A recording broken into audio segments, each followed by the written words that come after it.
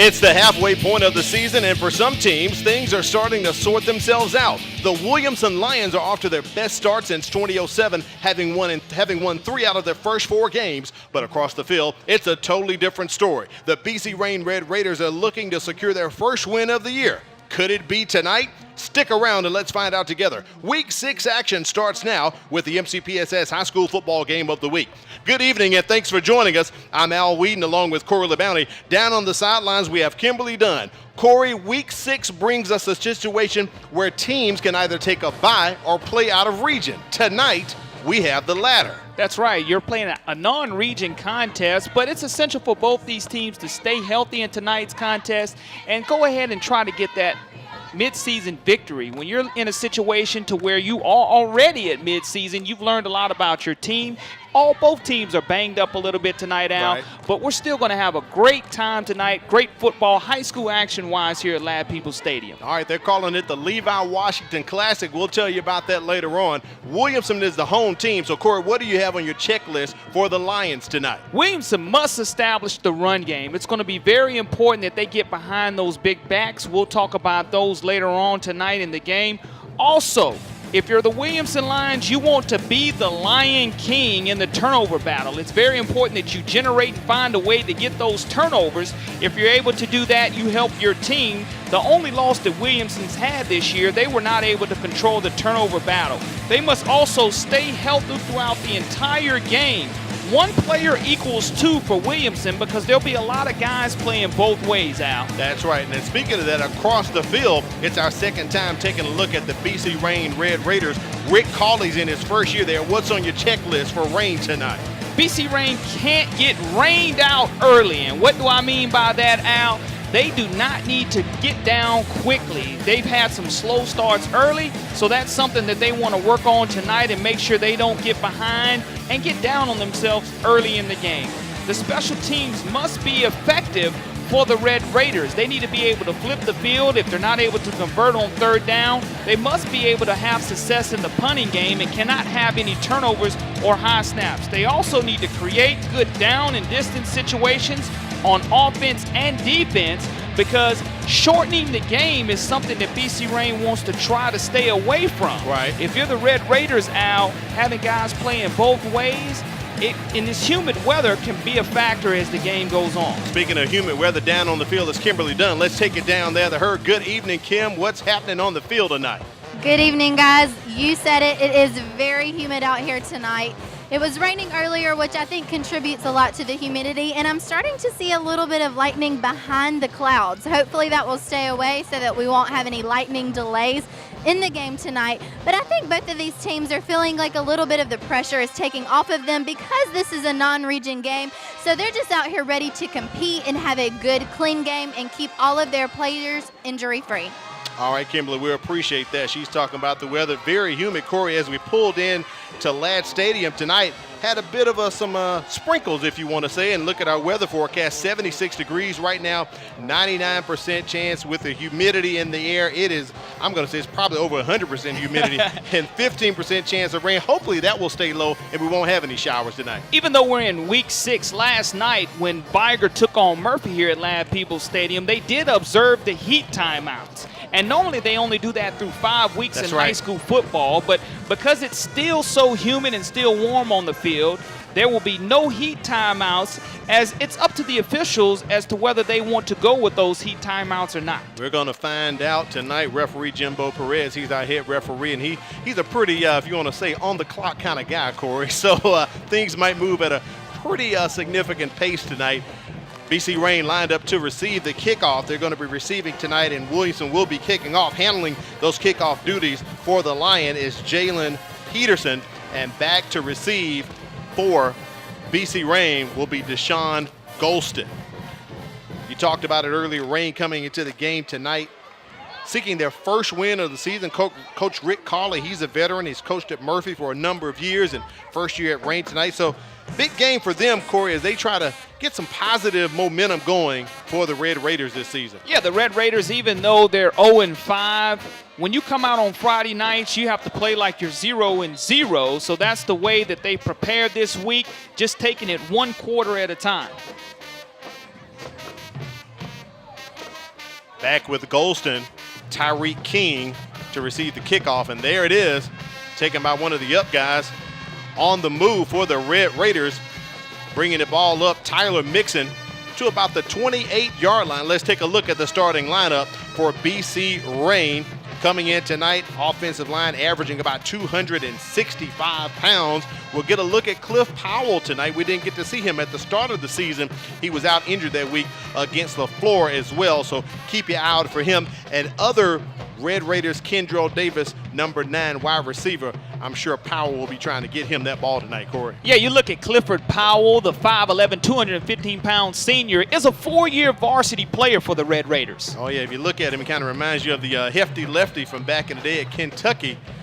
He's a thick guy, could be a linebacker, but he actually plays quarterback for BC Rain. Now, on the flip side, the defensive front for Williamson, very good team. They play a 3-4 featuring Robert Woodyard, freshman, coming in, leading the team with tackles. Also, Jeremiah Hickbottom, that's the younger brother of Jamal Hickbottom, who went on to play for Auburn this year. So this Williamson Lions defense has definitely seen a lot of action this season. Powell loses his helmet on the second down carry for maybe 1 yard, Corey. Cornelius Johnson, the 6', 200-pound senior defensive end, with the stop on the play, and because Clifford Powell's helmet does come off, he has to come off of the field and sit out for one play for the Red Raiders, and that'll bring in backup quarterback Jacoby Fowler, the 6', 155-pound junior, now subbing in for Mr. Powell.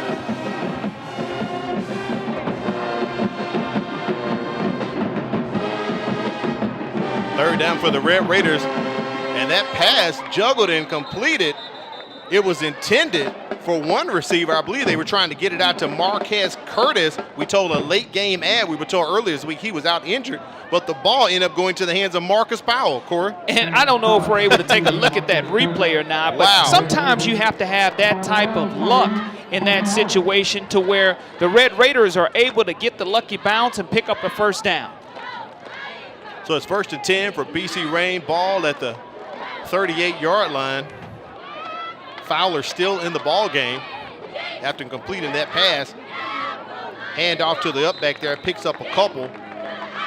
Deshaun Golston on the carry. It'll go to second down for the Red Raiders. Jeremiah Hickbottom, you just mentioned him, has 4 sacks on the season. The 6'1", 215-pound senior makes the stop for the Williamson Lions, and this Williamson Lions defense is led by defensive coordinator Antonio Coleman. He's a Williamson graduate, also played for Auburn University and in the NFL for the Buffalo Bills. 2nd down and 9 for BC Rain. Look at our first flag of the night comes in.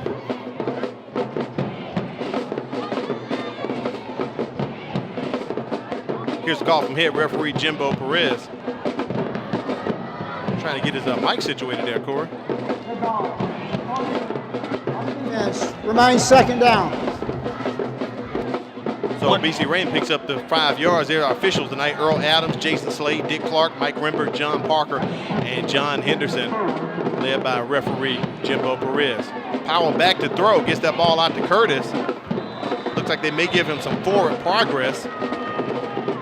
It'll take BC Rain to 2nd down, probably 2nd and short where they're spotting this ball at, Corey. Yeah, good stop by Breland Franks on the play. Breland, the cornerback, also the quarterback, 6', 190-pound senior, makes the stop just short of the first down marker. You hit it right on the head on your checklist. A lot of these Williamson Lions will be playing both ways tonight. Injuries has not decimated the Lions. BC Rain Red Raiders had a few injuries at the top of the season.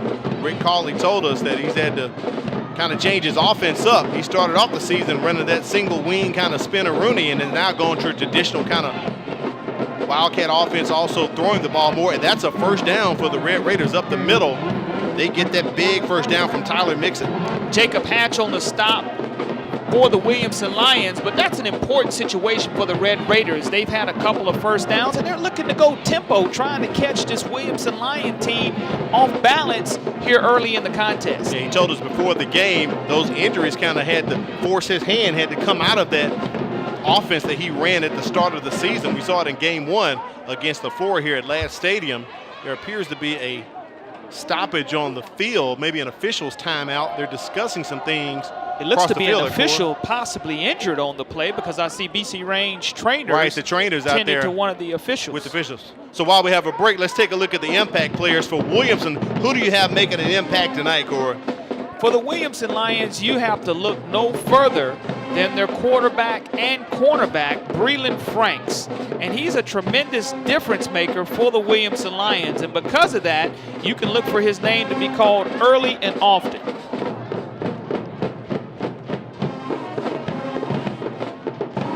Had a little technical difficulties getting the graphic up. We'll probably get that on in a matter of moments. It's first down. Red Raiders on the move so far inside Williamson Lion territory. Ball on the 46-yard line. Powell in at quarterback. So far, drive going pretty good for the Red Raiders. Yeah, I mean, it's been aided by a Williamson penalty, and Williamson wants to stay penalty-free, but the Red Raiders have done a good job so far picking up a couple of yards on first down early. Originally, Mixon met at the line, but he keeps those legs churning and going. Corey, he's going to pick up 5, maybe 6 yards on that. He took the whole pile with him. Yards after contact, very important. And again, good down and distance so far being established by this Red Raider offensive line. 2nd and 5, we'll call it 2nd and 4. That's what Ladd is putting up on the board right now. Powell looking to the sideline to get the call. Play clock under 10 right now.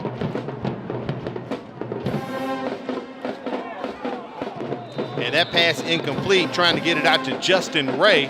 It'll take BC Rain to 3rd down. And that's a situation that you really want to complete that ball because Justin Ray, coming from his slot position, was wide open. And it's now going to be a situation for the Red Raiders where you're right at 3rd down and 4 yards to go. You would hate to see this offensive drive stall if you're BC Rain because you're not able to complete a pass here on 2nd down. That's right.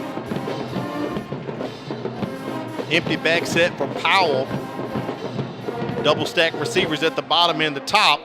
Play clock under 10, and Powell takes the snap. Gets it out to Tyler Mixon.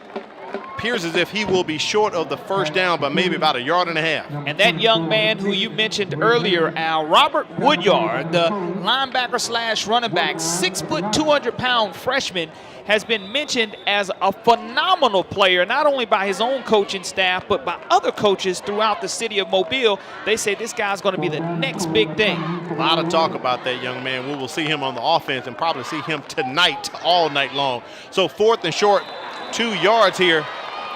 Flag on the play, and the Red Raiders are clapping. It looks like they drew the Lions off once again, and that'll give them the first down. And that's going to send Coach Sumter into a frizzy because he's going to be so Dead ball. upset. That's the second Encroachment on the defense. opportunity that BC Penalty Rain's yardage been able to makes the gain line again. positive yards. That's right.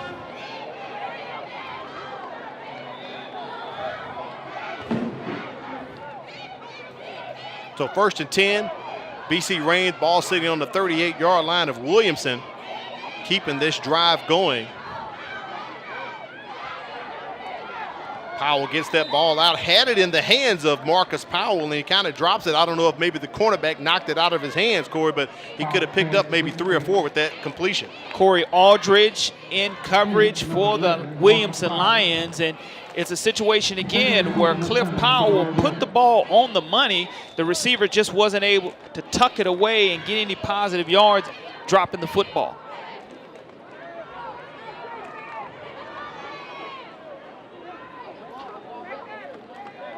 Little quick handoff for the Red Raiders there, getting that ball to Deshaun Golston, and he is met immediately at the line and takes a loss, Corey. Absolutely rocked, textbook style by Robert Woodyard. Again, this is a young man's name, folks, that you'll continue to hear me call not only tonight, but for the next 3 seasons for the Williamson Lions. This young man has shown on that tackle right there why he's going to be very special here in this area. 3rd and long for the Red Raiders. We'll call it 3rd and 11, and Powell airing it out. Does have a man down there. Incomplete. Cannot get that ball to Tyreek King, so it will be 4th down for the Red Raiders once again. Breland Franks in coverage for the Williamson Lions. Does a great job making sure the offensive wide receiver and Kendrell Davis does not secure that football. Incompletion now. The longest down and distance situation of the night for BC Rain. BC Rain sitting in no man's land right here. Too far away to kick the field goal, but too close to punt it, so they'll just go for it. Ball at the 34-yard line, 4th and 11. Golston in the backfield. He had Powell, but he threw it behind him, so that will be ball over on downs, and we'll get our first look at the Williamson Lions offense tonight. And Robert Woodyard, the linebacker, will now flip over and go into running back mode tonight, Corey, because he's doing everything right now. Want to remind all the parents and everyone, coming up October 8th, 9th, and 10th, fall break, no school for the students. It will be teacher work day and professional development day, so put it on your calendar, parents, October 8th, 9th, and 10th, fall break, no school for students. Corey, I don't remember anything like that when I was in high school, no middle or break. Elementary. I agree. 3 days in a row, you got to love it if you're a young student, but it's for a good cause. I am jealous. 1st and 10 for the Williamson Lions. A little quick out there from Braylon Franks, connects with his receiver to pick up the possibly close to a first down there.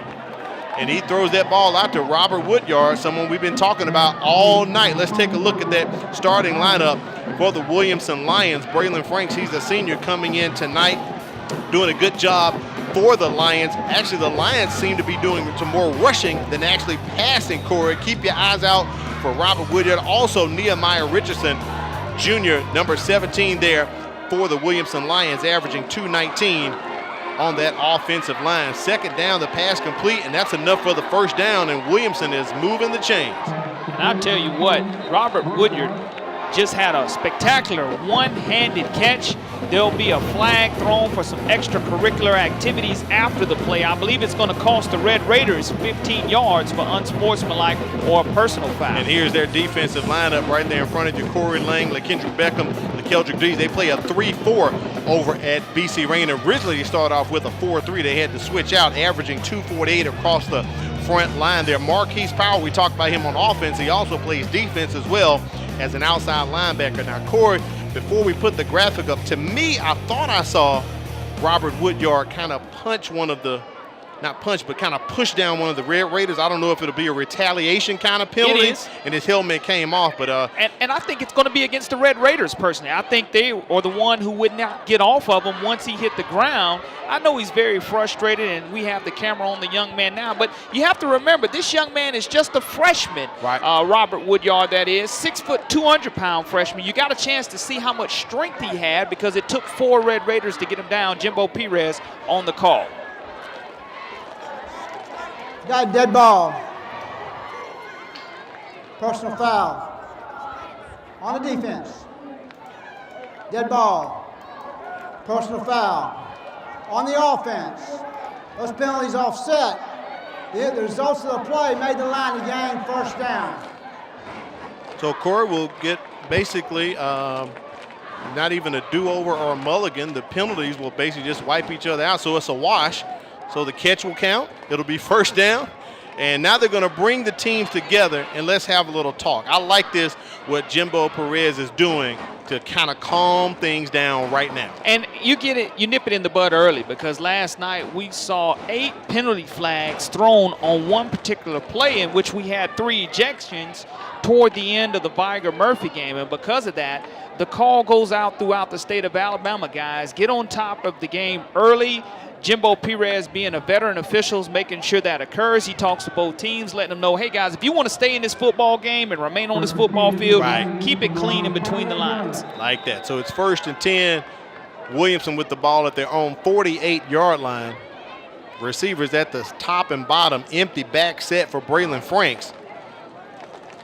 Wouldn't be surprised if he runs it, but he tosses it out pretty quickly on a little bubble screen.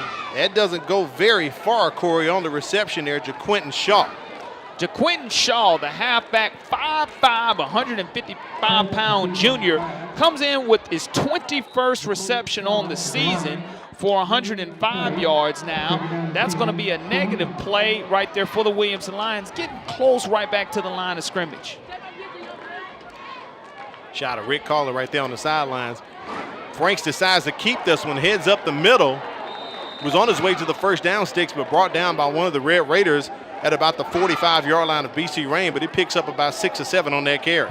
Kaiwan Gully, the linebacker, 5'6", 202-pound junior on the stop for the Red Raiders. And if he doesn't trip Franks up, Franks is not only going to get the first down, but he's going to have a lot of real estate in front of him and possibly still running.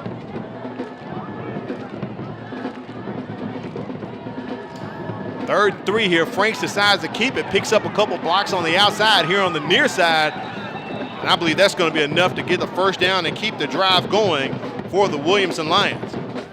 Big first down by Franks, almost identical to the play they ran just before. And if you have success with it running down the left side of that, good shot of Jamarcus Russell, the quarterback's coach on the sidelines for the Williamson Lions. And if that name sounds familiar, it should. The #1 overall draft pick in the NFL by the Oakland Raiders a few years ago. Franks with another keeper up the middle.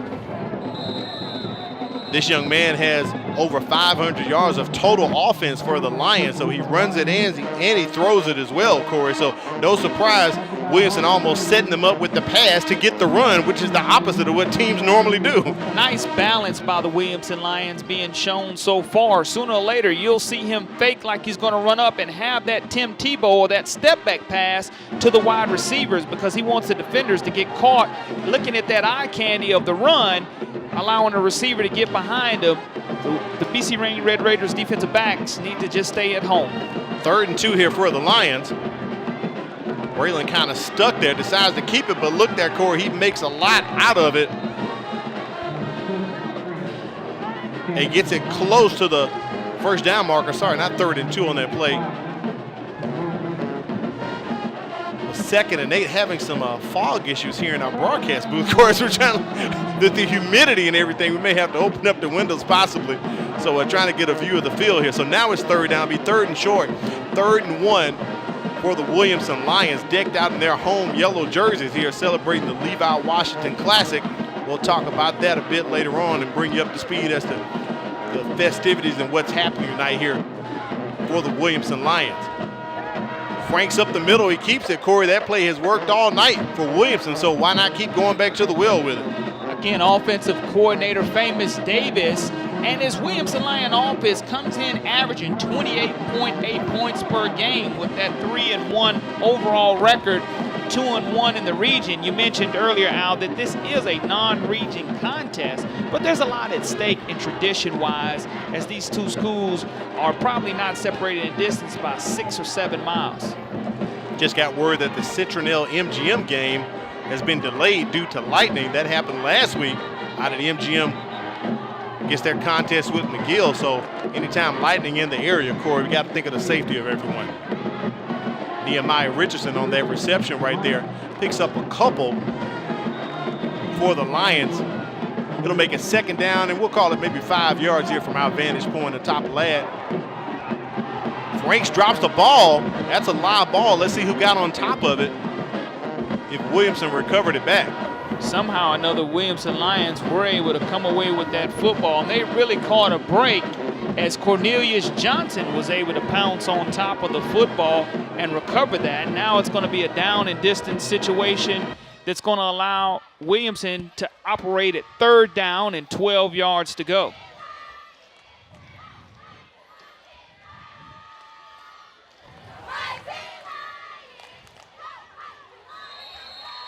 Flag on the play. Looks like a pre-snap penalty. Possibly could have been a delayed game. Looked like the play clock had run down. We'll get the call from Jimbo Perez. Dead ball. Snap infraction on the offense. Remains 3rd down. So that'll go against Williamson. It'll push them back 5 yards. I think we're going to be able to get up the impact players for Williamson right now, Corey, if we get a chance here.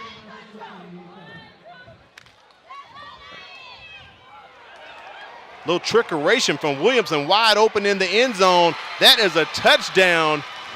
Nehemiah Richardson with that pass, 33-yard pass from Braylon Franks, and that is a touchdown for the Williamson Lions. A double pass, the 2nd week in a row we've seen a double pass thrown.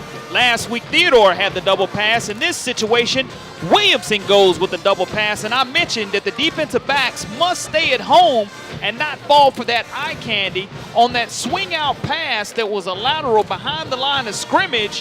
BC Rain's cornerback bit on it, came up, which allowed him no defenders to be within 15 yards of Mr. Richardson, and Wide he takes open. it to the house. Jacob Hatch on for the PAT. Kick is up, and it is good. Williamson with an early 7-0 lead on top of BC Rain. We'll be back. You're watching the MCPSS High School Football Game of the Week.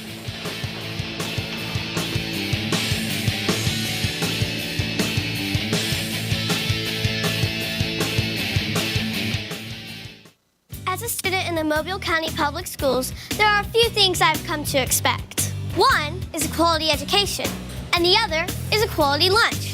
Not only are our school meals well balanced, meeting all federal nutritional standards, but they also have less fat, fewer calories, and they taste really good. Oh, and I forgot to mention, our school lunches contain whole wheat, grains, fruits, and vegetables to give me the energy and brain power to get me through the day. Welcome back to the MCPSS High School Football Game of the Week. Williamson picks up 7 points toward the end of the first quarter. 33-yard double halfback pass there from Braylon Franks to Nehemiah Richardson. Beautiful play. And Williamson on top early. Marquez Curtis with the return gets it up to about the 20-yard line. Let's go to the sidelines and check in with Kimberly Dunn once again.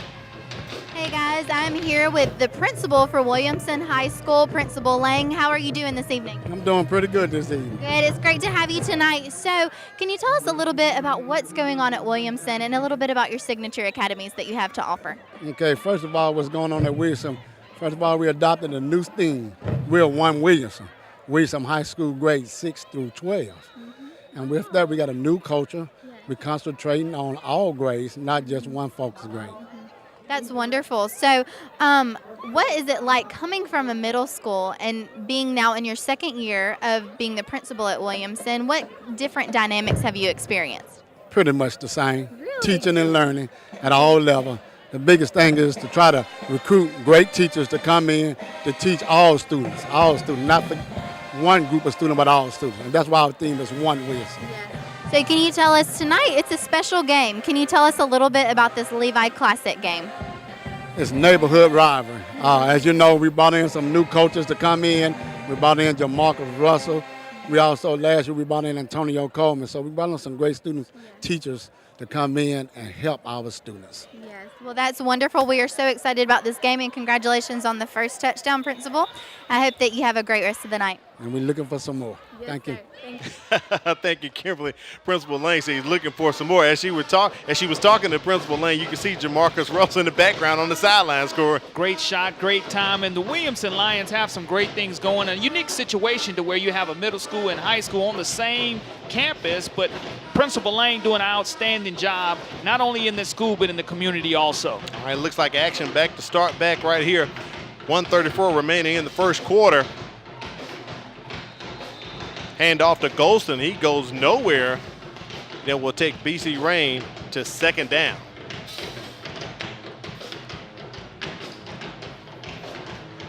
So, Corey, during that timeout, we were able to get our trusted crew member up here, Mr. Fran, gave us some relief from the humidity and the fogged up windows here in the press box, so we can actually get a real good look at the action. So we're wide open in natural space right now. You can see it. You're not looking through a foggy glass window. The humidity, like you mentioned, at 99%, causing our vision to be impaired a little bit. Powell's vision right there almost impaired. Had that ball out to Marquez Curtis. Corey, we have seen drop after drop after drop tonight for the BC Rain Red Raiders. Seems like maybe we need to get some stickum back from the old Raiders back in the day. Lester Hayes, get some stickum on hands or something. Clifford Powell put that ball on the money. It's a situation where, again, you have to look the football all the way in and have your hands in position ready to catch that football, because there was no Williamson Lion defender in front of him. He would have picked up the first down. 3rd and 11 here for the Red Raiders, trying to convert and keep this drive going. Their second possession of the first quarter, and that is an interception. It is picked off. Looks like Jacob Hatch there, Corey, on the interception. So we'll take a look at the replay. We'll get it up here. Great interception there by Hatch. And Cliff Powell just looks his wide receiver down the entire time. Jacob Hatch comes up from his safety position. The 6'2", 170-pound senior did an outstanding job of reading Powell's eyes, stepping in front of that football pass and getting it. You look at their two impact players for the Williamson Lions. I mentioned Breland Franks. He's now going to come on the field as the quarterback, but also linebacker Antoine Thomas. Antoine Thomas listed at 5'5", 160-pound senior.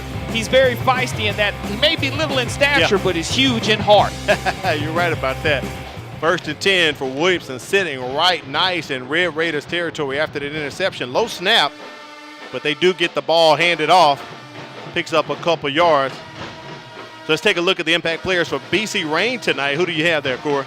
Cam Davis, the linebacker from BC Rain, is a leader for these guys. And also Jonathan Williams, number 52, the senior offensive line on that first series for the Red Raiders. We saw him be very effective holding the line down. 2nd and 10 for the Lions on that carry, picking up a couple of yards for them. JaQuinton Shaw. That'll take Williamson to 3rd down. I'm pretty sure Coach Sumter wants to get some points off of this turnover right here because they have prime real estate to score, Corey. That's going to be the end of the first quarter, Al, and surprisingly so, we're at 0-0. 7-0. Williamson had that early double halfback pass for the touchdown, but the Williamson Lions, again, on this drive right here, the Red Raiders need to try to hold them down. All right, we're going to come back with second quarter action. You're watching the MCPSS High School Football Game of the Week.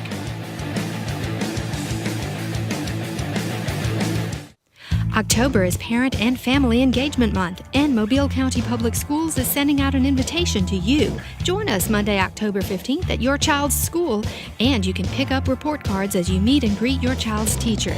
There will also be parenting workshops to provide resources and materials for students' success. Because when families, communities, and schools work together, students succeed. So mark your calendar, October 15th, for our Parent and Family Engagement Day.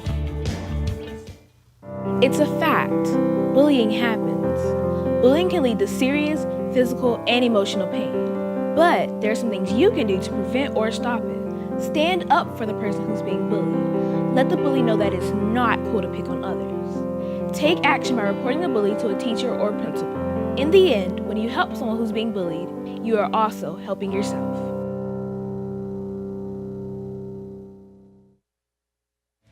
We welcome you back to legendary Ladd-Peebles Stadium, home of the Reese's Senior Bowl, the Dollar General Bowl, and Corey, as of last Saturday, the Gulf Coast Challenge, and tonight, hosting the MCPSS High School Football Game of the Week. No better place to be than to cover a high school football game than here at Ladd-Peebles Stadium. Oh, yeah. The Red Raiders now holding on, trailing 7-0. First-year defensive coordinator Ben Jones and this Red Raider defense are giving up 40 points per game this season. As a matter of fact, 40.6 points per game so far in this first quarter have held the Williamson Lions to 7 points. There's the whistle from referee Jimbo Perez, so it is 2nd and 7 for the Lions at the Red Raiders, 30-yard line. That handoff up the middle looks like JaQuinton Shaw once again on the carry.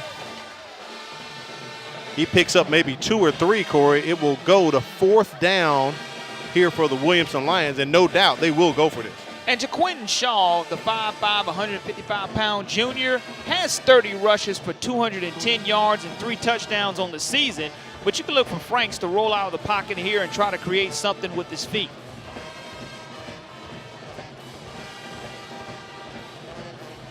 Play clock approaching 10 seconds. Frank's taking his time, and it appears as if Coach Sumter may have called a timeout. He's on the field discussing some things with a couple of the receivers.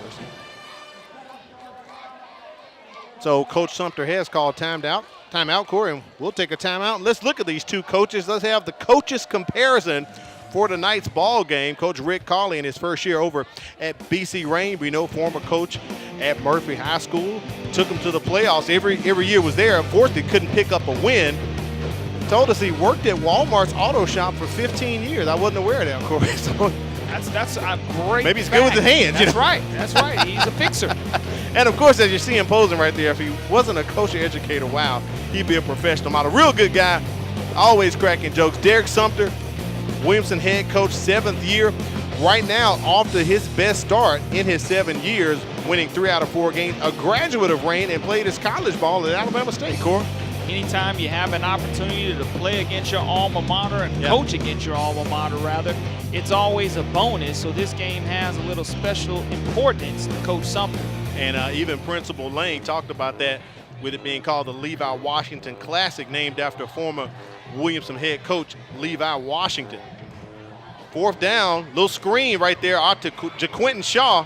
I believe he has enough for the first down. The line to get was the 28, and he's at about the 25. So, Corey, that's a nice play from the Lions. They pick up a first down. And when you look at this replay, Franks takes a bad snap, is able to have a little jump pass completed to Shaw, and he's able to get on his feet and pick up the first down for the Williamson Lions and move the sticks. More importantly, there was no penalty on that play, which allowed them to gain the first down. Williamson knocking in on the red zone here. Shaw in motion. Franks decides to keep it, little RPO. Picks up maybe 1 or 2. And it'll take them into the red zone and into second down. In that situation, next time, instead of keeping the football, you can look for Franks to go ahead and pitch it to his wingman, because he had Shaw right alongside of him. If he would have pitched it out, he would have been in a good situation. But Franks doing a good job so far of taking that bad snap a play earlier and making something positive happen for the Williamson Lions and converting on 4th down. Coming up at halftime, the Chick-fil-A Halftime Trivia Challenge. Always be on the lookout for that. Kimberly Dunn is going to find a spectator in the stand and try to get them hooked up with a Chick-fil-A prize pack. Stick around and see if she can get them hooked up with a Chick-fil-A prize pack. A little quick toss out to Robert Woodyard. Picks up a couple, Corey. Not enough to get the first down, so Williamson can get a first down without having to score. Maybe about 1 or 2 yards short there.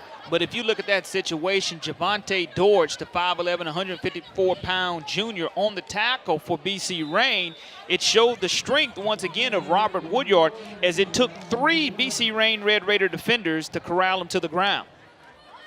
Hand off to Woodyard. There's a flag on the play, and he is going up the middle. That one may be coming back.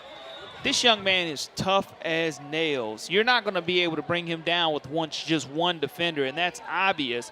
But there is going to be a flag called against the Williamson Lions.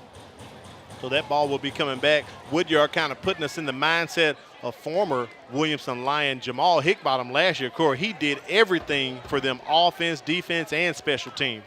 And it's a situation Legal for the shift Williamson Lions on the offense. Replay 3rd down. to where you don't want to pick up penalties. On that 4th down play, I mentioned that they were able to stay away from being flagged, and that situation is going to bring them up on that illegal shift to now it's going to be 3rd down and probably 7 yards to go. Ladd has it at 3rd and 2. They just switch it to 3rd and 7.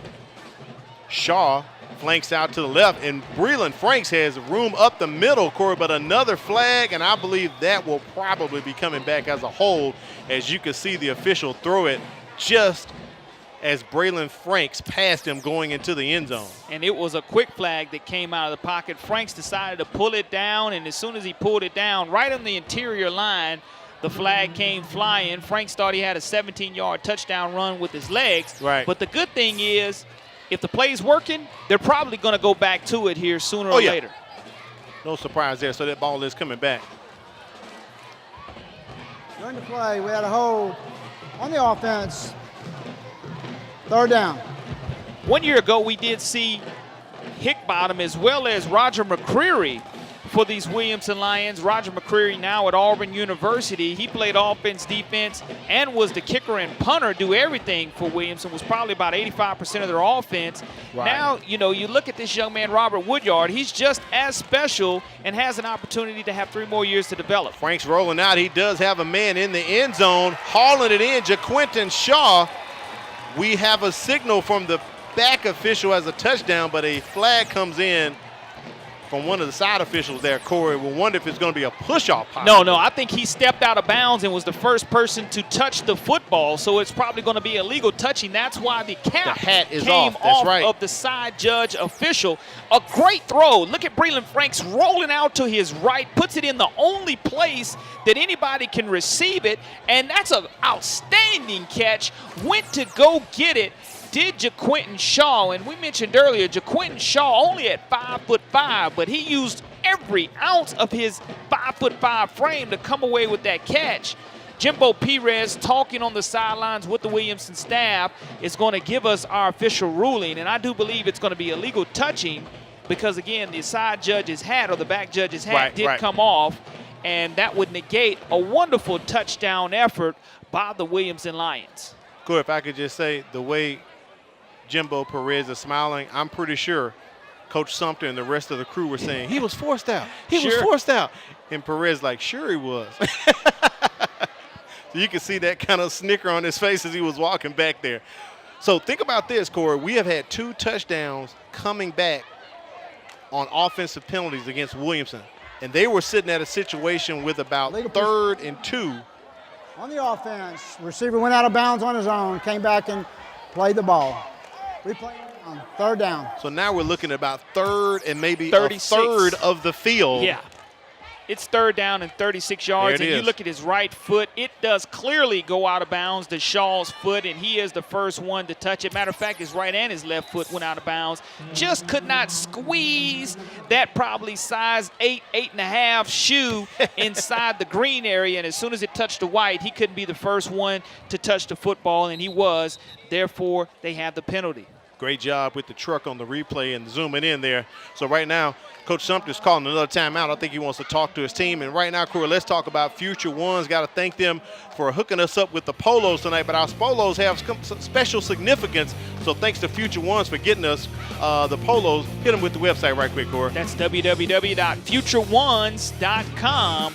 Gus Smith and Trent Massey, the innovators of the practice jersey. We're the future. Future Ones. And the fact that we have on our blue polos tonight, Corey, and it's kind of to bring awareness for Prostate Cancer Awareness Month in September. We want you to know prostate cancer is the 2nd most common cancer in the U.S. for men. Step up to blue. Men, get yourself checked out. I know personally, my uncle a couple weeks ago, he went in and had prostate cancer surgery. He's come out well, but Corey, this is a serious thing. So September, so we're wearing our blue. We're stepping up for blue tonight with our light blue. Let's take it down to the sidelines and check in with Kimberly Dunn. Hey guys, while we have a little bit of a break, I wanted to let you know what I'm kind of seeing on this football field from both of these teams. Both of these teams have grown up in the same neighborhood together, so they really know each other and they are playing with a lot of passion. And when they are hitting hard. And when the play is over with, they're throwing some words at each other and they have that banter just going on back and forth. So that's why we've been seeing a lot of flags and a lot of the refs and even their own team members having to pull each other off of themselves and say, hey, all right, we don't want another flag thrown on us because of this. So they're really having to calm each other down because this is such a rivalry between these two teams. Yeah, but we appreciate that. Appreciate her keeping it clean as well, because I know on the field it might be a little dirty going on right now, Corey.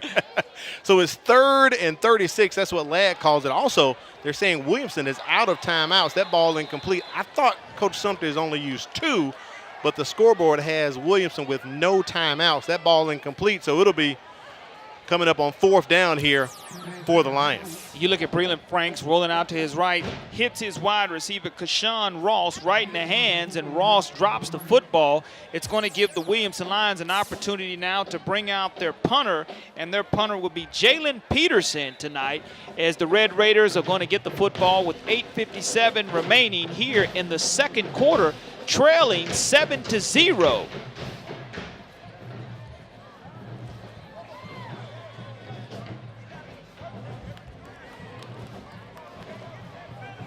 Back to receive for BC Rain. Tyreek King setting up. Play clock under 2 seconds, so it looks like Williamson's going to take the delay of game and push it back 5 more yards.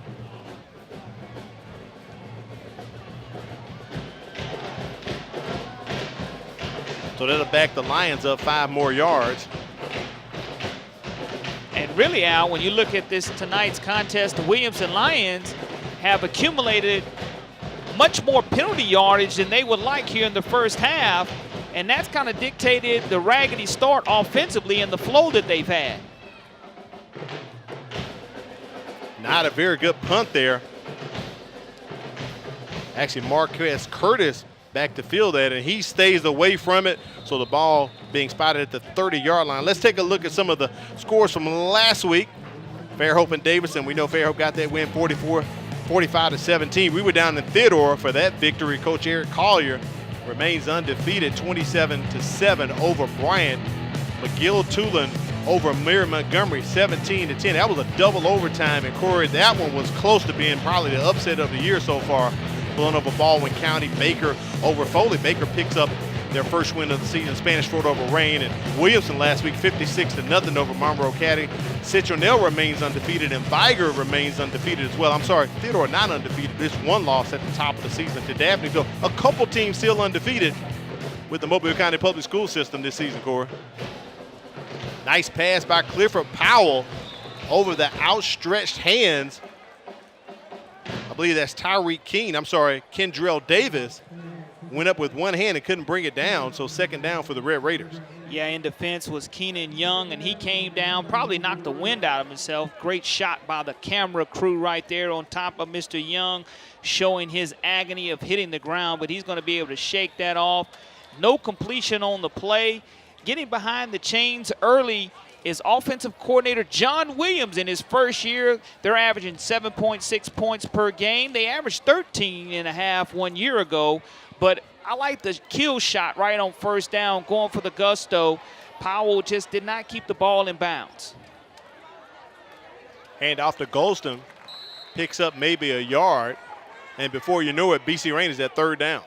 And, you know, Al, when you look at the situation offensively for both these teams so far here in the first half, no run has really been effective. Both teams have been able to move the ball, throwing the football, and the only way that I've seen runs be effective is when the initial read breaks down and Breland Franks decides to go ahead and scramble. So it may not be by design that the play does break down.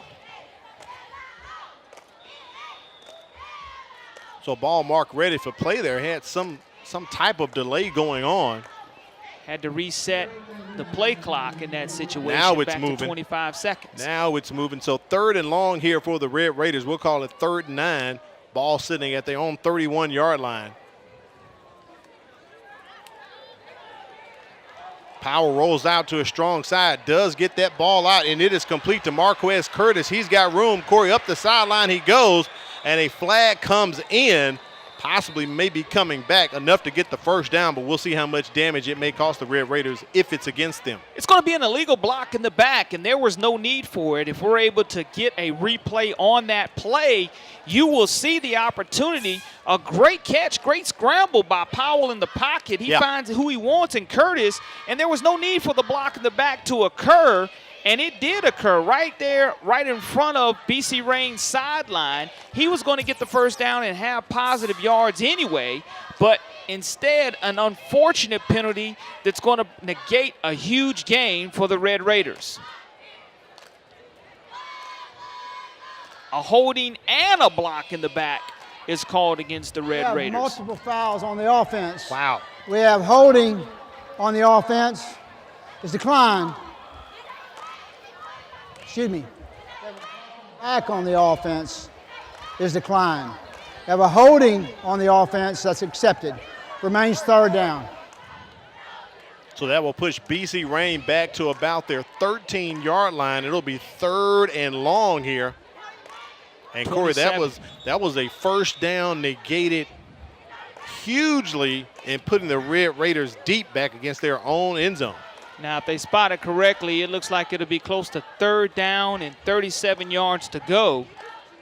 And you want to talk about flipping the field in that situation. If the Red Raiders aren't able to convert and get a first down right here on this series, the Williamson Lions will be in great field position. And think about on the previous possession, Williamson had 2 touchdowns returned back due to offensive penalties. They come in tonight averaging 28.8 points a game. Corey, we see the offense can be explosive, but you wouldn't know it right now with the score being 7-0.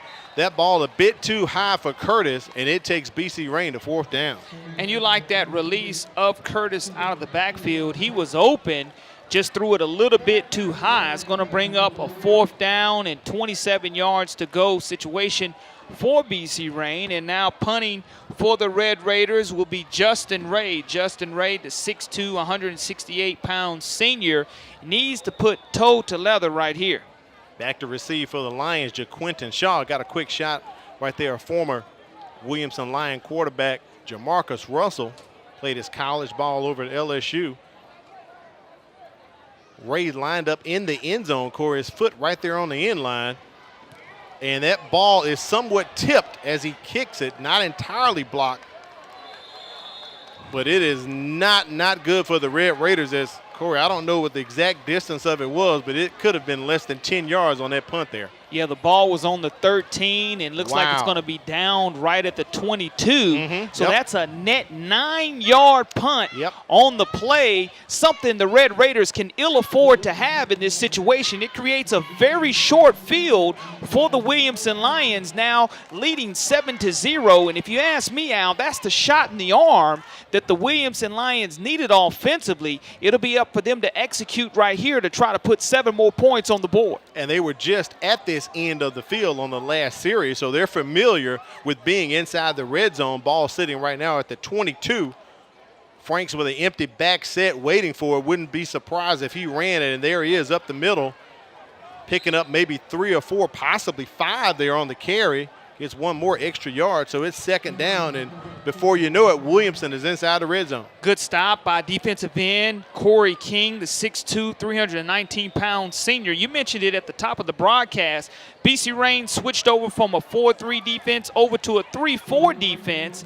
Very effective now, King was on that tackle from his defensive end position. Lions lined up into pistol formation with Woodyard in the back. They fake the handoff. Franks keeps it. He gets out of bounds, maybe about 2 or 3 yards short of the 1st down stick. Good job of the Red Raiders containing him and not letting him break to the outside, pushing him out of bounds, which is going to bring up a 3rd down and 4 yards to go. A short distance situation, but again, I mentioned the very short field that the Lions were working on already in the red zone of the Red Raiders. A big 3rd down stop is going to be needed for this Red Raider defense. Offensively, the Williamson Lions need to keep moving the sticks. Trips at the bottom of the screen, 3rd and 4 for Williamson.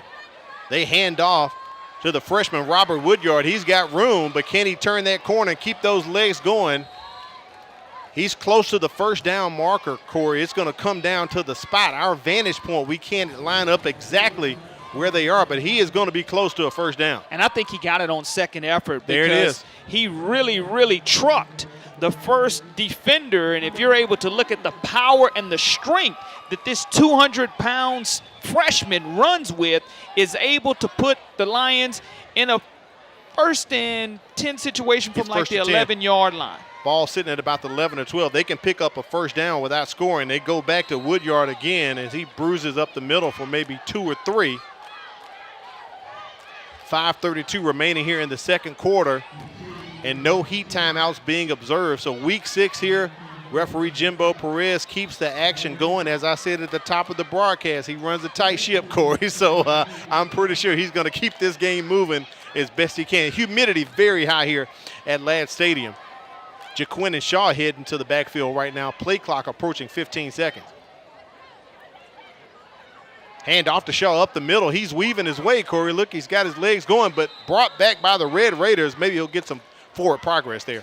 One of our impact players, Cam Davis, the defensive lineman, 6'1", 194-pound senior on the stop for the Red Raiders. Going to come from his offensive linebacker, the outside linebacker position. Again, 6'1", 194-pound junior. The Williamson Lions can pick up a 1st down without picking up a touchdown, but on 3rd down and 6 from the 7 yards to go, they're looking to get to the end zone. Oh, yeah, they want to punch it in here.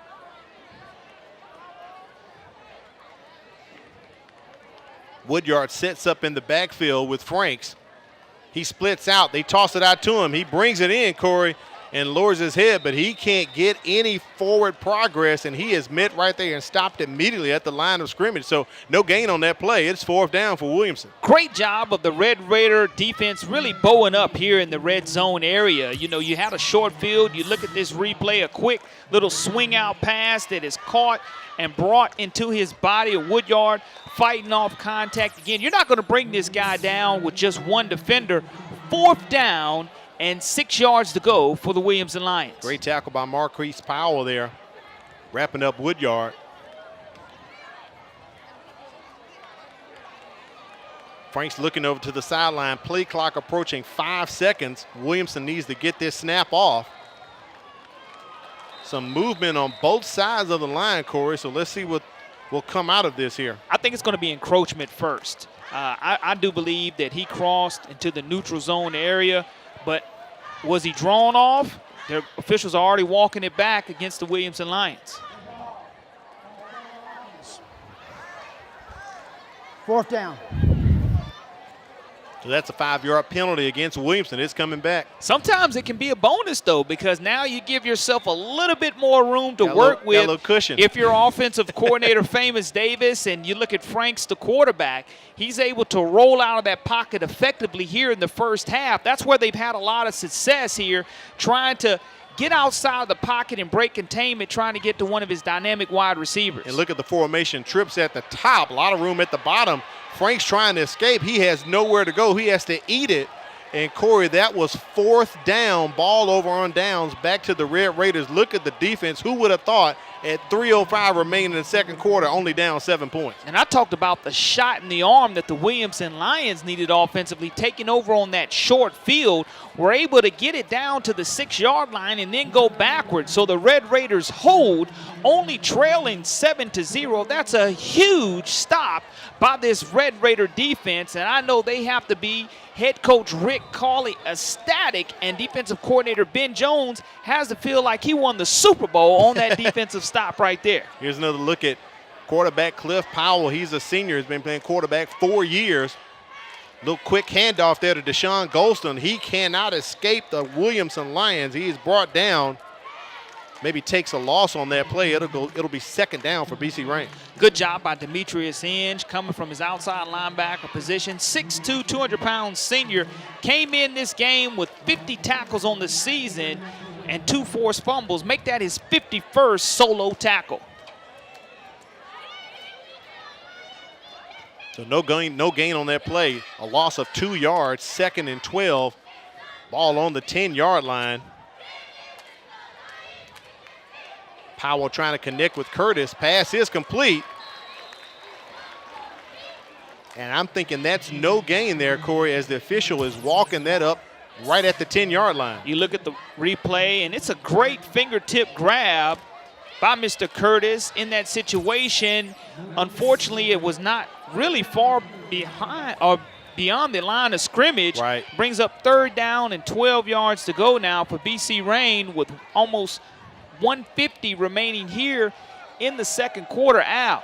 Again, it's going to be imperative that BC Rain finds a way to move the sticks here, because that's correct. This long situation with this much time on the clock gives Williamson the ball right back. Best drive they had was the opening series tonight as they kind of drove the ball downfield. Powell not known to run. That ball incomplete, and it takes BC Rain to 4th down. I just talked about it there. The best drive they had was opening the game. Corey, pretty much marched down the field. They did benefit a couple penalties to pick up some first downs, but since then, the BC Rain offense has not come up very well. Good job of stepping up and climbing in the pocket was Cliff Powell. Put it in the hands of Kendrell Davis, the 6', 170-pound senior. Couldn't come away with that catch, and now it's going to put Justin Ray in a punting situation for the Red Raiders. Thanks to our folks over at Jersey Mike Subs for taking care of the crew tonight like they always do. Authentic subs since 1956, Corey, and I'm going to say, oh so good. A sub above, Mark and Christina Sinclair, thank you for your support.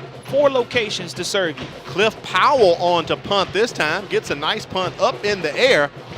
And that's a live ball. JaQuinton Shaw couldn't land on it, Corey. That's a live ball, and it looks like BC Rain is going to take over at their own 32-yard line. And Coach Sumter just lost his mind. Throws off his visor, throws down his play card.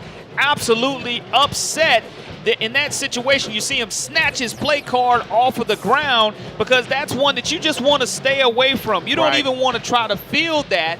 If you're JaQuinton Shaw, we've seen him do that all year long, be able to have and field a clean punt. One of those turnovers that you would have gave your Williamson offense an opportunity to have a quick strike right before the half.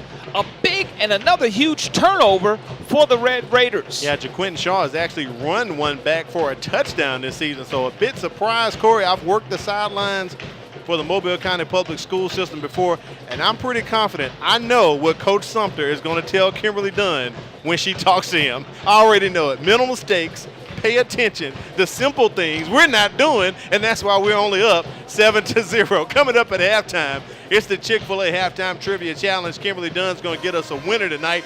Climb up into the stands and grab a spectator, ask him a question or two, and hopefully they'll get the question right. But, Corey, I have no doubt Coach Sumter may need a Chick-fil-A break after he talks with her tonight.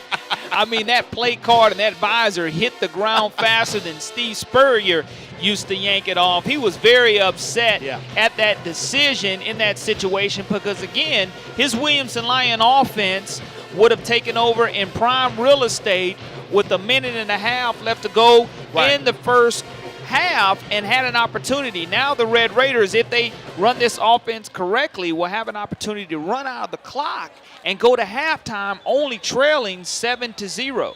Now keep in mind, Williamson had their bye week the first week of the season, so they don't have a break. So pretty much after this ball game, they're going to be locked into region play until their last game when they play Viger.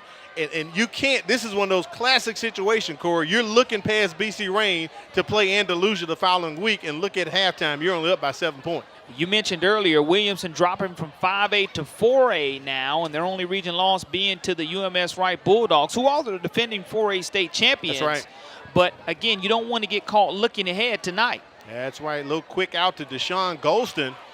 He remains in bound, and he is wrapped up by a few Williamson Lions. That clock continues to run, and it'll take BC Rain to second down. Antoine Thomas, the 5'5", 160-pound senior, has his 49th tackle of the season as he was the first Williamson Lion to hit the Red Raiders with the football. And here with a minute left to go in the half, again, the Red Raiders are content just to let this clock continue to tick and run, even though no positive yards was gained on that particular play. Going to be second down and 11 yards to go now for BC Rain. I'm sure Rick Cawley is telling Cliff Powell, take your time, let that play clock run down to about 2 seconds, then snap it. There's no need for us to rush. We're only down 7 points going into halftime. They are in this ball game. Powell rolling out. Actually showing off his legs there, Corey. He's a big guy. Gets it up to about the 40-yard line. Not enough for the first down. It takes BC Rain to third down and possibly one last snap here before we go to halftime. And how do you cut down a thoroughbred horse? Well, you have to take his legs out, of course, and that's what the smaller defender was able to do right there. One goes high, one goes low, and the Williamson Lions are able to keep the Red Raiders from picking up the first down, causing BC Rain to call a timeout with 14 seconds remaining here in the second quarter. The ball sitting squarely at the BC Rain 40-yard line. I think this is a smart move. This shows the veteran sense of Coach Rick Cawley. It's 14 seconds. No need to be in a rush. Just go out there, take a knee. We can take it to the locker room. No mental mistakes to give Williamson an easy 6 points right now. Yeah, you definitely don't want to make any type of mental mistakes, whether it be on a holding penalty or any type of other penalty. You want to make sure that you take care of this football and are very effective where you want to go with it. When it comes to high school sports, scores, players, and the latest on all sports within Mobile County Public Schools, you can get informed on MCPSS Athletics with Brad Lowell only on the MCPSS TV network. So we'll set the stage here. 14 seconds remains in the first half. BC Rain down 7 points, ball sitting at their 40-yard line, Corey. And the Red Raiders do have one timeout remaining. If they get the first down, it will stop the clock anyway. So if you're able to roll out and find your wide receiver and he's not able to step out, as soon as he hits the ground, the clock will stop until they're ready to spot the ball into play. And you still do have that timeout in your back pocket. Here's a snap from Powell. Rolls out. He has room to get the first down. That ball is too low for Curtis. I'm surprised he didn't run and just go to the sidelines, Corey. Previous play he did run. It stops the clock. 4th and 1 here with 7 seconds remaining. And it looks like Coach Rick Cawley, I think he was digging into your playbook. Get the first down, let the clock stop, maybe kill it, call a timeout, and maybe big one heave down for the touchdown. Down to the end zone. But one last play here, 4th and 1. With 7 seconds remaining in the first half. Marquez Curtis was the intended wide receiver on that play. You just have to get the ball up a little bit higher if you're Powell rolling out in the pocket. And now you look at the Williamson Lions going to drop 4 or 5 defenders deep to make sure, only going to rush 3 to make sure they don't give up the Hail Mary right before the end of the half. But what you want to stay away from here if you're the Williamson Lions is any type of pass interference play. Right, now here's a possibility, a little quick out to one of the receivers to the sideline, gets him out of bounds, gets the first down. So right there, if the officials stop it in enough time. But the way we know referee Jimbo Perez, Corey, that's going to be the last play of the first half. And that is it. So BC Rain gets the first down, but they will not get another opportunity to possibly get a score. Interesting first half we've seen tonight, Corey. Interesting first half. Yeah, only 7-0, the Williamson Lions leading the Red Raiders. And if you're a Red Raider fan, you have to be ecstatic that you're not trailing even further than 7-0. Williamson, again, may have been caught looking ahead in this game, and BC Rain's done a wonderful job so far of only holding this Williamson team to 7 points. All right, Corey, get your headset ready. Kim is with Coach Detrick Sumter. All right, Coach, how do you feel about your team's performance so far tonight? Not what I expected. Methodically moved the ball up and down the field, but we got this ego thing going on tonight. You're trying to do a little more than what you're supposed to do. They haven't stopped us. We move it down the field, but now we got egos tonight, and it's causing us problems. Yeah. So what does your team need to do in order to get this win tonight? Just calm on down and do exactly what they taught to do. All right. We'll be fine. All right, Coach, I'll let you get with your players. The wise words of Coach Detrick Sumter, head coach of Williamson Lions, Corey. You know he's going to peel the paint off the locker room walls here at Ladd Peoples Stadium. And I wouldn't be surprised if we're able to hear him up here in our booth because he's just not happy with the performance, like you mentioned, Al. His team trying to do too much offensively, having a couple of turnovers. And Red Raiders, credit to them, they're able to create turnovers in that situation, something they needed to do in order to stick around in this afternoon's and evening's contest. All right, stick around with us. Halftime is headed your way. Williamson on top by 7 right now. We're live at Ladd Peoples Stadium, and you're watching the MCPSS High School Football Game of the Week. At Mobile County Public Schools, we believe it starts with us. That's why we offer Signature Academies. Hello, I'm Jordan Clark, and I'm in the Health Service Academy at John L. LaFleur Magnet High School. My future career is to be an obstetrician gynecologist. With this academy, I'm learning firsthand from people already working in the industry. Shadowing them on the job really makes me want to study hard and work harder towards my career goals. Signature Academies are open to all students in Mobile County Public High Schools. Visit mcpss.com. As Alabama's first and largest school system, Mobile County Public Schools prides itself on the high quality of education we provide our students. We have been successful over the years in raising our graduation rates and have been recognized nationally for closing achievement gaps. We believe that our primary focus is to educate all students to become productive citizens. This is our commitment to them and to you.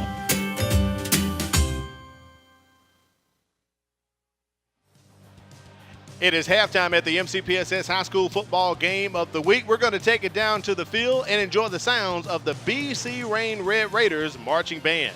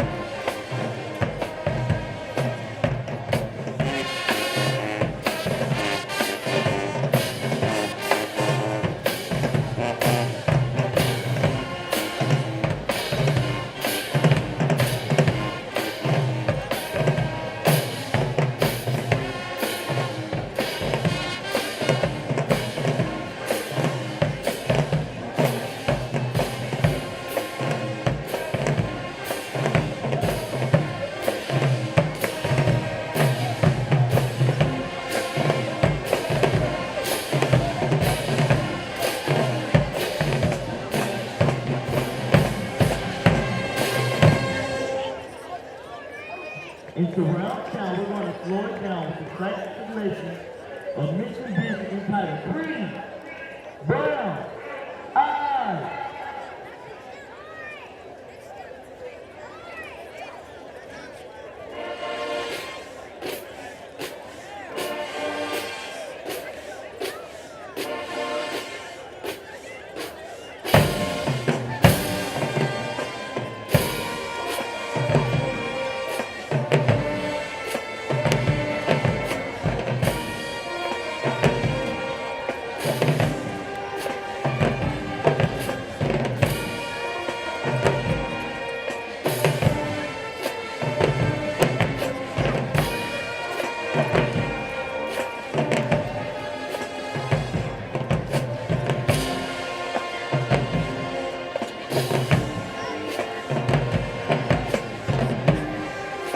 The sounds of the BC Rain Red Raiders marching band. We're going to take a break and come back with the Chick-fil-A Halftime Trivia Challenge. See if Kimberly Dunn can get somebody hooked up with a prize pack. Don't move. Halftime continues for the MCPSS High School Football Game of the Week.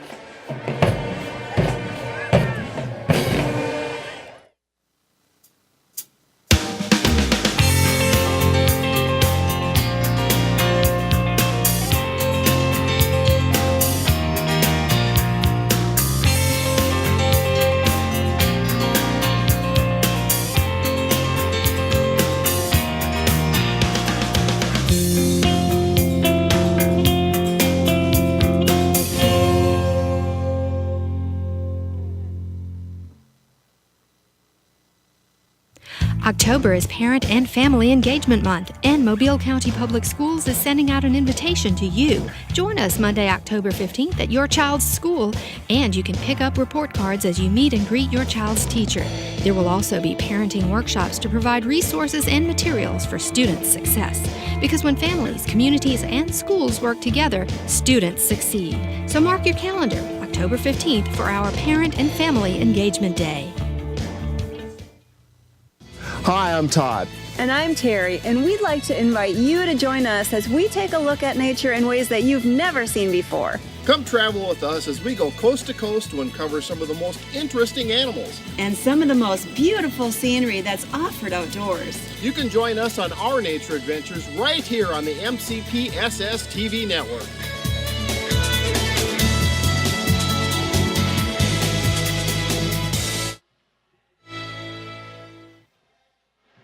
Welcome back to the MCPSS High School Football Game of the Week. It's halftime, and BC Rain Red Raiders marching band is wrapped up. And you know what that means? It's time to go into the stands with Kimberly Dunn for the Chick-fil-A Halftime Trivia Challenge. Take it away, Kim. We are here for our Chick-fil-A Halftime Trivia Challenge, and I have a lucky person who is going to answer our question tonight. This is actually a Williamson alumni who graduated this year, 2018, so he's not too much of an alumni. And you said in 2 months you're going to be going into the Air Force, right? Ma'am. Yes, ma'am. That's wonderful. So his name is Johnny Hawkins. It's very nice to meet you. Thank you for doing our Chick-fil-A Halftime Trivia Challenge. No problem. All right, so here's our question. Are you ready? All right. What automobile manufacturer was the first to implement the assembly line for mass production of an entire automobile? Okay, and it's multiple choice, so I'll read it to you real quick. All right, was it A, a BMW, B, Ford Motor Company, C, General Motors Company, or D, Toyota Motor Company? Ford Motor Company. Yeah, that's right. I promise it's no answers on here. He just knows it. Well, you win our Chick-fil-A prize pack tonight, and I'll give it to you in just a minute. But I'm so excited for your future and where you're going into the military and specifically the Air Force. So congratulations on that, and best of luck to you. Thank you. Thank you, Kim. Thank you, Kimberly. We appreciate that. Got another winner for the Chick-fil-A Halftime Trivia Challenge. Coming up, the Williamson Lions will take the field. We'll take a quick break and come back and watch the Lions marching band. It's halftime at the MCPSS High School Football Game of the Week.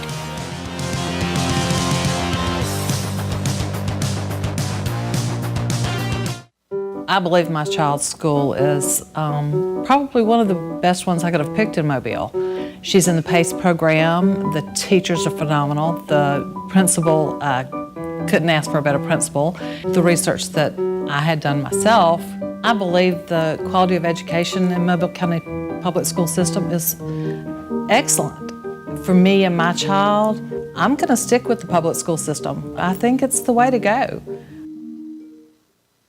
Hello, I'm Helena Tyler. I would like to invite you to join me for Inside Education. Come with us as we take a look at what's happening around Mobile County Public Schools, as well as what's happening in your child's classroom. That's Inside Education, right here on the MCPSS TV network.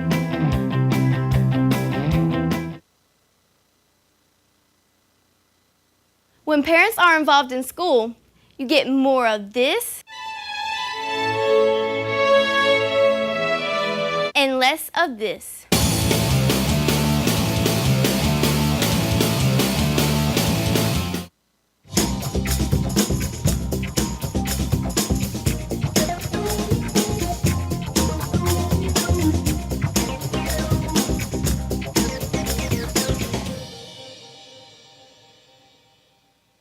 At Mobile County Public Schools, we believe it starts with us. That's why we offer Signature Academies. Hello, I'm Jordan Clark, and I'm in the Health Service Academy at John L. LaFleur Magnet High School.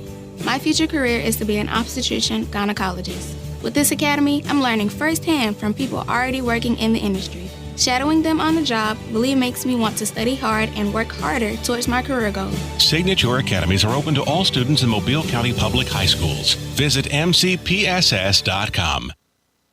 I believe that the quality of education that I received at the Mobile County Public School system, I would give it an A+, excellent education. And I feel that they prepared me for my future career. I feel that I received not only the fund of knowledge that I need, but the social skills, communication skills that is needed to compete with any other student, not just in Mobile County particularly, but nationwide. The more parents are involved in school, the more likely it is a child will succeed. Children with involved parents and attend school regularly make better grades and have better social skills. Every involved parent makes a difference. Get involved. Ask about your child's day. Explain how your education matters. Parent involvement, it matters. You can find more information on parent involvement at mcpss.com. I'm Ashley Rich, District Attorney. Today I want to talk to you about a program that we at the District Attorney's Office has with the Mobile County Public School Systems to help with the bullying issues that are going on in today's world because of social media and because our young people think it's okay to bully others. It's not okay to bully others. Bullying is repeated verbal and physical abuse, ongoing verbal and physical abuse. We at the Mobile County District Attorney's Office want to help the community, we want to help the public school system, and we want to stop bullying within our community. It's really, really important that we do so. And parents need to be responsible if their child is either being bullied or if their child is a bully. Parents need to be involved to stop the bullying or to help the child if they are being bullied. And we at the Mobile County District Attorney's Office and the Mobile County Public School System are also here to help.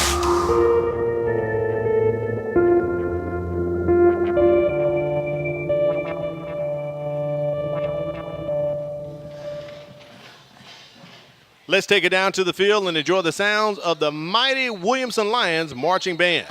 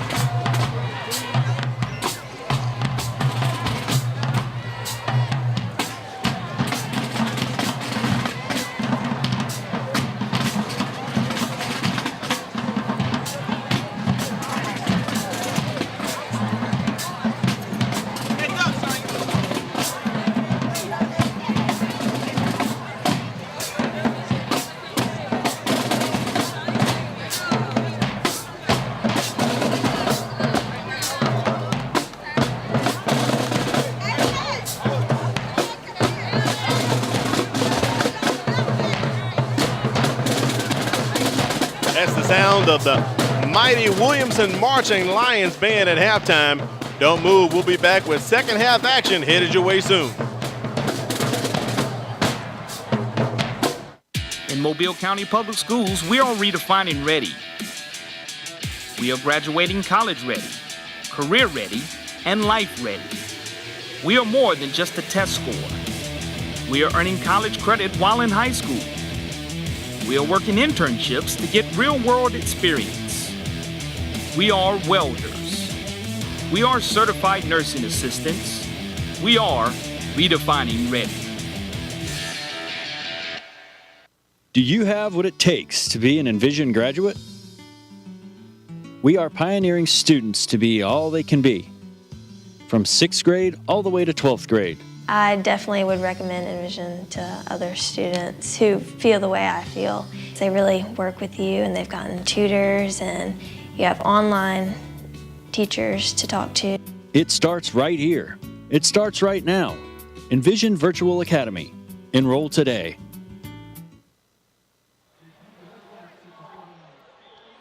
Welcome back to the MCPSS football, high school football game of the week. Right now it's time for the 2018 United Way campaign drive. United Way makes a difference in the community, but also they look to you to help make a difference as well. We're going to take a look at a quick video supporting the 2018 United Way campaign drive.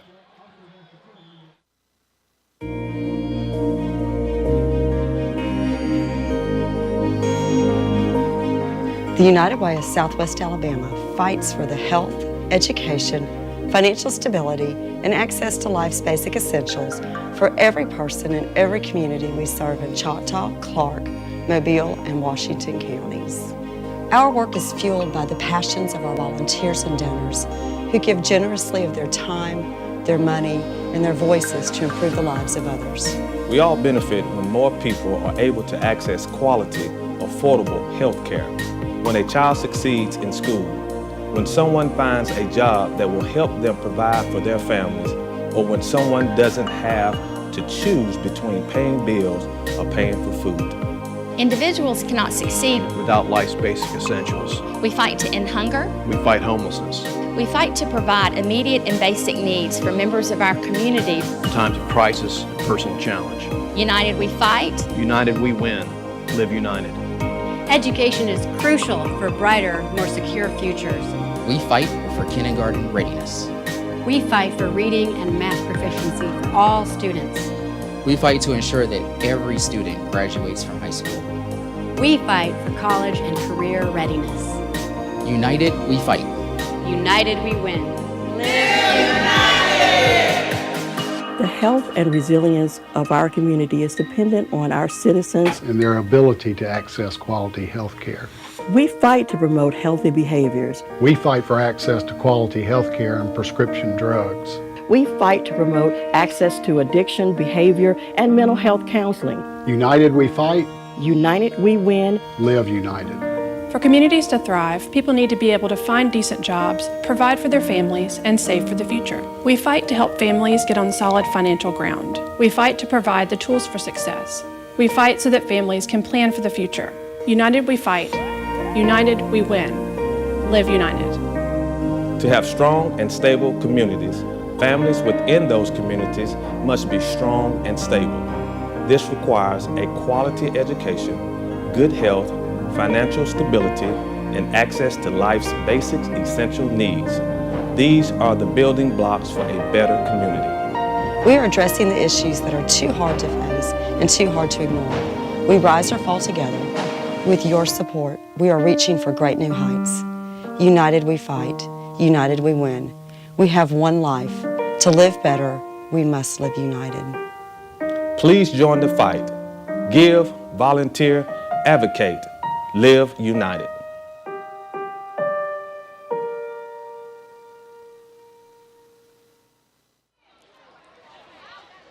Welcome back to the MCPSS High School Football Game of the Week. Williamson on top 7-0 over Rain in the Levi Washington Classic.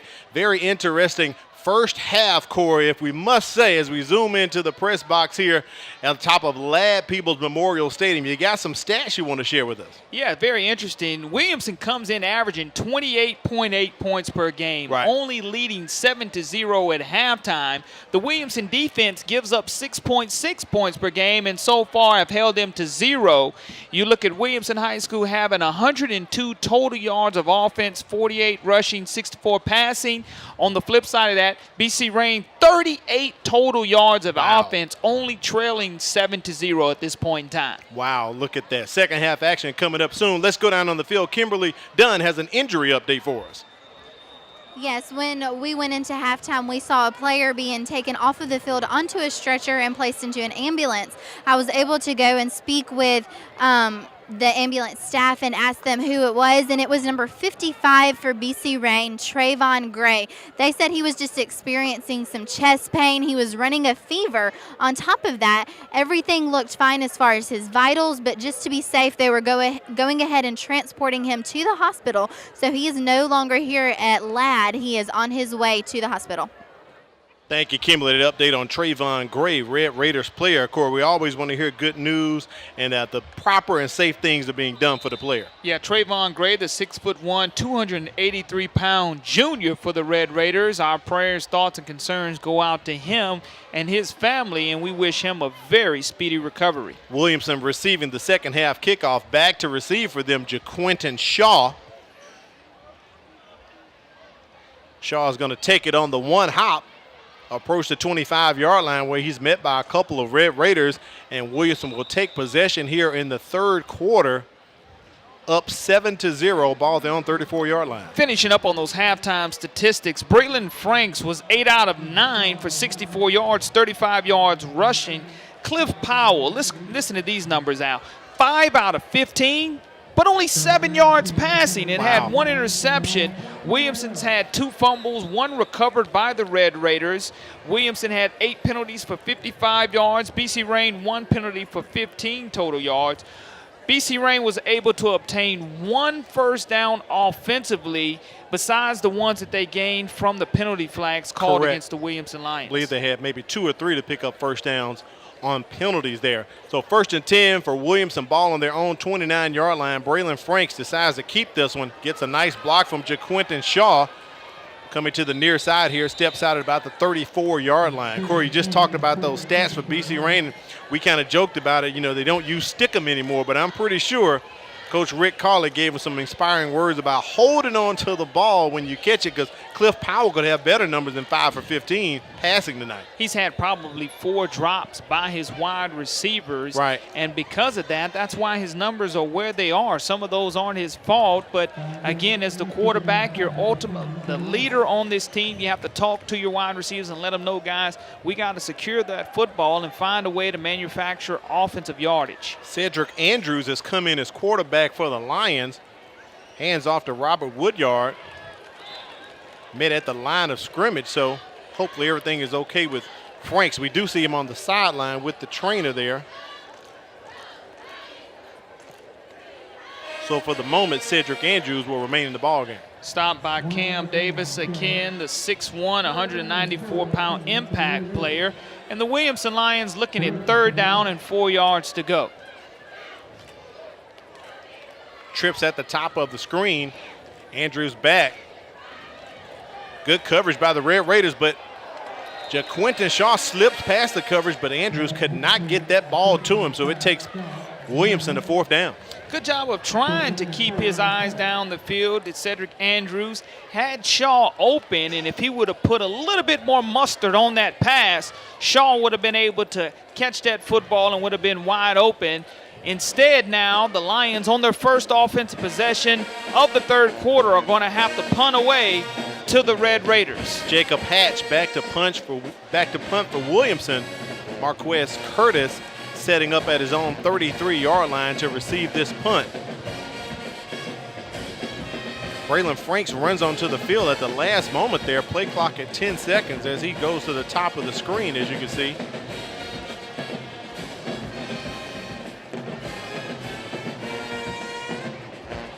Hatch's punt goes up, lands out at right about the 45-yard line. And Corey, he landed in our lap today. Jersey Mike's, and boy, did it land well. Authentic sub since 1956. They took care of the crew tonight, fed us very well. Talk about the locations here in Mobile. Folks can check them out. Yeah, Jersey Mike's a sub above. One located at Dolphin Street across from McConnell Automotive. Also, you have locations on Airport Boulevard across from Academy Sports. Right. And their last location will be in Malbus across from Sam's. A 4th one soon to be built in the new Saraland Shopping Center where the Publix will be. So 4 locations by the end of this year to serve you. Jersey Mike's also caters for your game day needs on Saturdays and Fridays. Go to Jersey Mike's, a sub above. Cliff Powell hands off and mid at the line. Tyler Mixon goes nowhere but backwards. Takes a loss for the Red Raiders, maybe about 3 or 4 yards there. Carlos Coleman and Cornelius Johnson tag team on that particular tackle. Good job by the Williamson Lions staying at home, making sure down in distance now, 2nd down wise, Rain operates behind the sticks. Our first look at BC Rain here in the 2nd half, only down 7 points. They are definitely in this contest. See what they can put together to try to notch things back up here in the 2nd half. Powell with a handoff to Golston, and he goes nowhere as well. That Lions defense is swarming everywhere. And that's a situation to where if you're the Red Raiders, you look at my checklist early on at the top of the broadcast, they need to make sure that they stay away from long down and distance situations on offense and on defense. Now they're looking at 3rd down and close to 17 yards to go. Williamson has to make sure they don't commit any penalties that would give the Red Raiders an automatic 1st down in this situation. Powell looking over to the sideline for the call. Play clock under 10 seconds. Receiver stacked at the bottom and the top. Empty back set for the Red Raiders. Play clock right on 0. They get to snap off, and they are all over Powell. He kind of sidearms it out there, incomplete. Maybe that incompletion helped him out, Corey, because if Williamson picked that one off, that was 6 all the way to the house right there. Justin Ray wasn't able to come away with it, but he wasn't able to come away with it because the defenders of the Williamson Lions were all over him as he tried to catch that football. Good job of flushing Clifford Powell out of the pocket. Now the Red Raiders will be forced to punt, and it will be Cliff Powell deep for the Red Raiders, putting toe to leather in this 4th down situation. Right, 2nd time seeing him tonight, so it looks like Coach Carley has switched up from Justin Ray to Cliff Powell handling the punting duties. JaQuinton Shaw back to receive. High snap. Powell gets it off. Looks like it possibly was tipped, but this time all the Lions stay away from it. And BC Rain's going down that ball about the 46-yard line.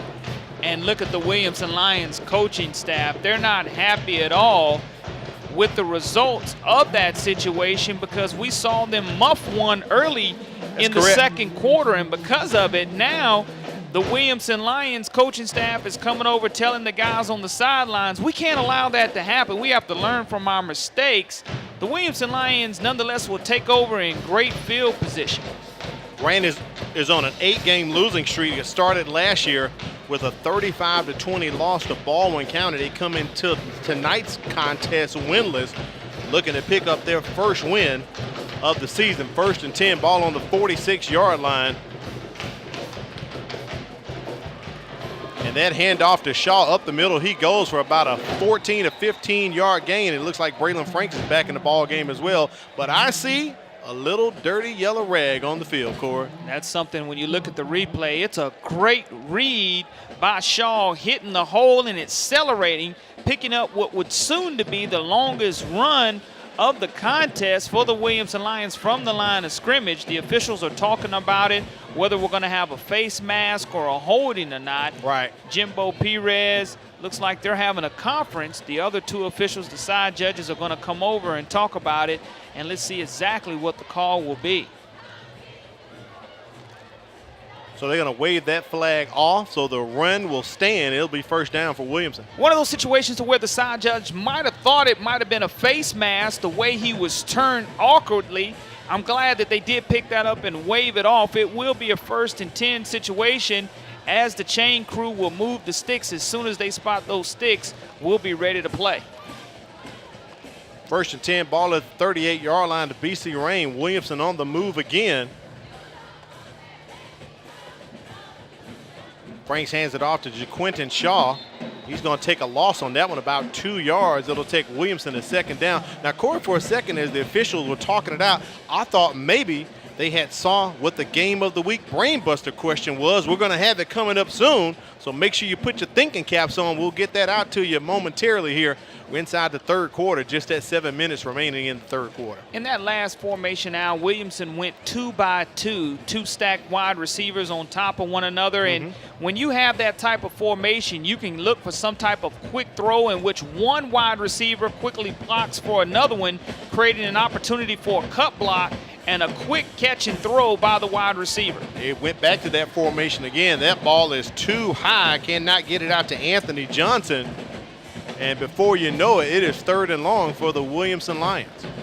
I think with the Williamson Lions on this particular play, I think that Franks operates best when he's rolling out of the pocket, keeping his eyes down the field, deciding whether he wants to tuck it and run it for the 1st down or find one of those wide receivers on the dig route coming back to the football. Have had a lot of success in that situation, had the Williamson Lions offensively. Now they're going to go trips to the high side of the screen.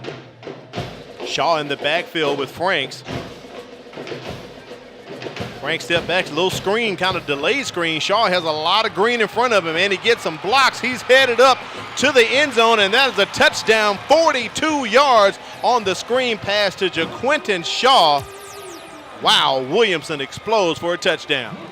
Great play call by the Williamson Lions. And look at the blocks that are occurring down the field. Jamarcus Russell is over there high-fiving everybody, especially Anthony Johnson, as he's down the field causing the block. Doing a great job. You look at that block that was made on number 20, LaFrance McCants. Now I see why Jamarcus Russell was so excited. When you get those type of blocks that help your teammates get to the zone, right, you give credit where credit is due. That's an outstanding job by the truck recall in that situation, and a great touchdown play by the Williamson Lions. The second time tonight we've seen success off of some type of short screen play. That's right. Marquise Powell down on that play, Corey, and he is barely getting up right now. Training staff taking a look at him right about at the 38-yard line. That is Braylon Frank's second touchdown pass tonight, so he's continuing to make his total rise so far on the season.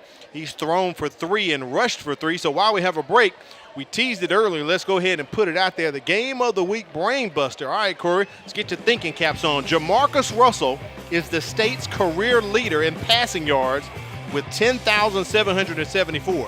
What former Crimson Tide quarterback did Russell replace as the previous leader? Corey, I know this one. I'm going to tell you why. You I know already this. know it, but don't give it up yet. But this is one of the few ones that I just automatically, so when you you know ask this the question, one. Okay, we're going to find out. that one. There's a shot of Russell right there walking on the sideline. So we're going to see if you have the correct answer when we reveal it later on, the game of the week brain buster. And I will give a hint to those who are unsure. All right, he is a quarterback that is from North Alabama. Okay. And that's all I'll say. All right, from North Alabama. we will find out. So Powell walking off the field there, Corey. Hopefully he will be okay, but he is getting off on his own strength, so that's always a good sign. It is, and it's one of those situations where you have a young man from BC Rain who is in his linebacker position, and that's a lot of strength to walk off at 168 pounds, and you hope in this humidity that it's just a cramp and he'll be able to return sometime tonight. Hatch on for the extra point. It is no good. So Williamson extends their lead 13-0. We're going to stay right here and take a look at the 7A standings in the region here. Theodore on top, undefeated in the region, 4-0. McGill 3-0. Fairhope 3-1. Davidson 2-2. Baker 1-2. They did pick up a region win last week in their first win of the season against Foley. And as you see, the last three, Mary Montgomery and Bryant Murphy loses last night. But that was an out-of-region contest against Viger. So there's your 7A Region 1 standings. If we have time, we may be able to slide up to 6A Region 1. There it is right there. Saraland, Spanish Fort, St. Paul's all undefeated. Blunt sitting at 3-1. Started off the season with a loss to Viger, but they've kind of regrouped themselves, Corey. I'm kind of surprised at Daphne, 2-2 and 1-2 right there. I'm a bit surprised at that. Big game for them on the Eastern Shore tonight. Right. And I know the season's halfway done, but we'll see how the Daphne Trojans are able to finish. St. Paul's and Blunt both have buys this week as, again, you're in non-region play tonight across the state. Some teams couldn't find matchups, so they went ahead and took that bye. So we'll see if it pays dividends for those who have a bye right here in the middle of the season. Wait. 6:30 remaining here in the third quarter. BC Rain ready to take this kickoff. Deshaun Golston picks it up off the turf. Takes it up to about the 30-yard line.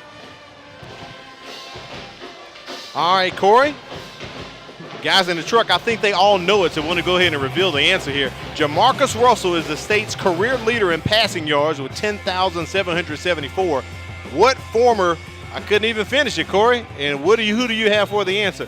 Brody Croyle. Brody Croyle, that is correct. That is correct, Corey, with 9,321 yards. So you kind of had that one, huh? I tagged it as soon as you said it because, again, I remember Brody Croyle putting up spectacular numbers in high school. And if I'm not mistaken, he tore his ACL his senior year also and would have added additional numbers to that total. That is correct.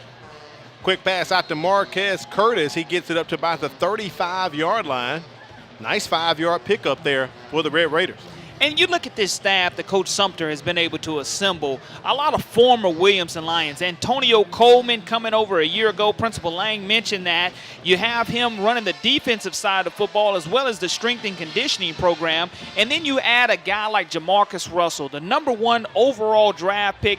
There's not too many of those human beings on the planet That's right. that has an opportunity to give back, and with his expertise at the collegiate level, at the college level, just paying dividends for the Williamson Lions. Power rolling out, trying to connect with his receiver, and that ball is picked off. And Corey, who is it but none other than Robert Woodyard with a 30-yard pick six to extend the lead to 19-0 over BC Rain. I don't see any penalty flags on the play. It's one of those that Clifford Powell probably should have thrown out of bounds as he was scrambling out. You look at him running to his right, has Williamson Lions draped all over him, undercuts it, does Woodyard. We mentioned how special this young man is, only a freshman, folks, and you see him taking it to the house for 6 points for the Williamson Lions. That's something to add to this young man's highlight reel that is started early and often as a freshman for the Williamson Lions. That's his third interception of the season, and Corey, he is just putting up spectacular numbers.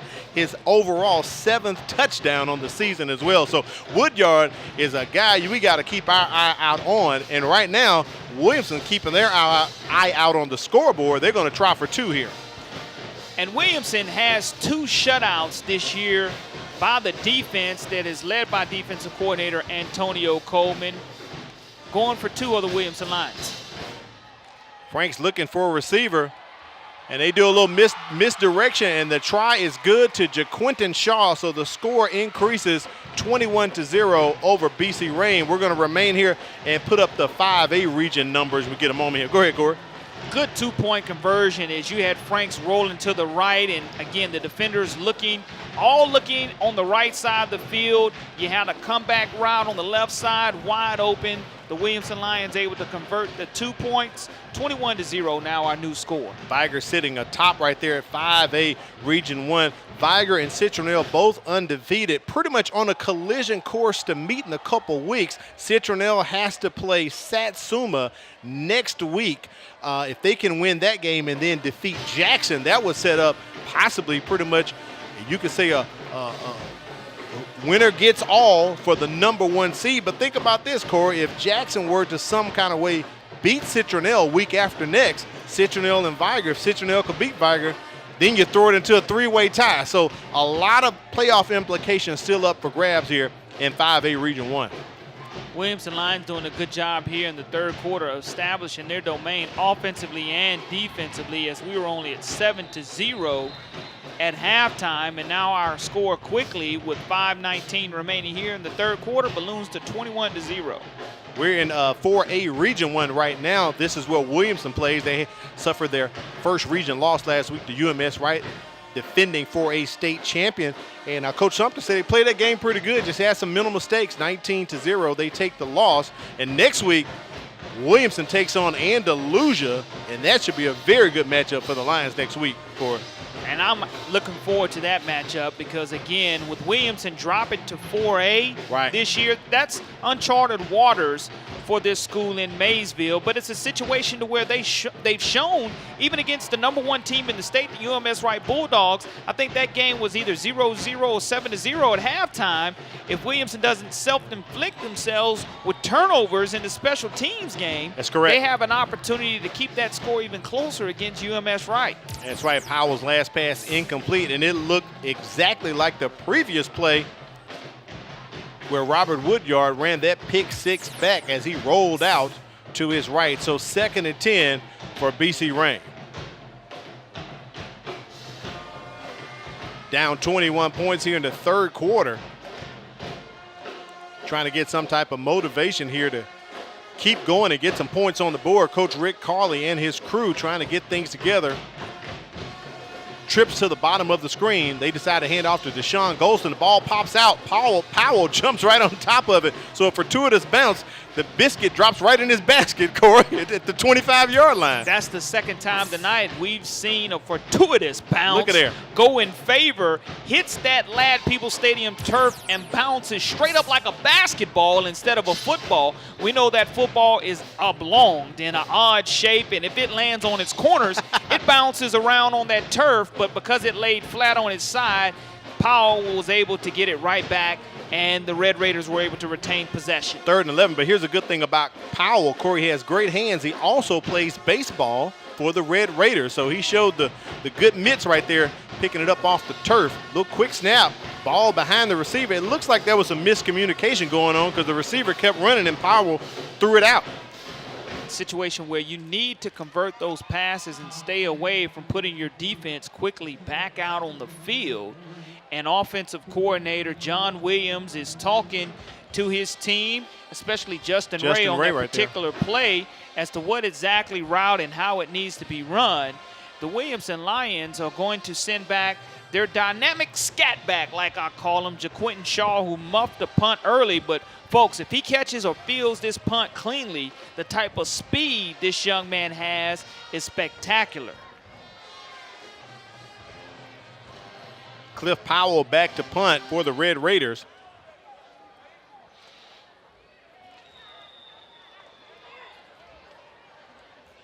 And I believe Coach Carley has called a timeout as the play clock was approaching 0. So we're going to have a timeout right here. While we have a timeout, I want to tell you about Greer's Apples for the Students. Greer's Market is once again teaming up with Mobile County Public Schools for the 10th annual Apples for the Students program.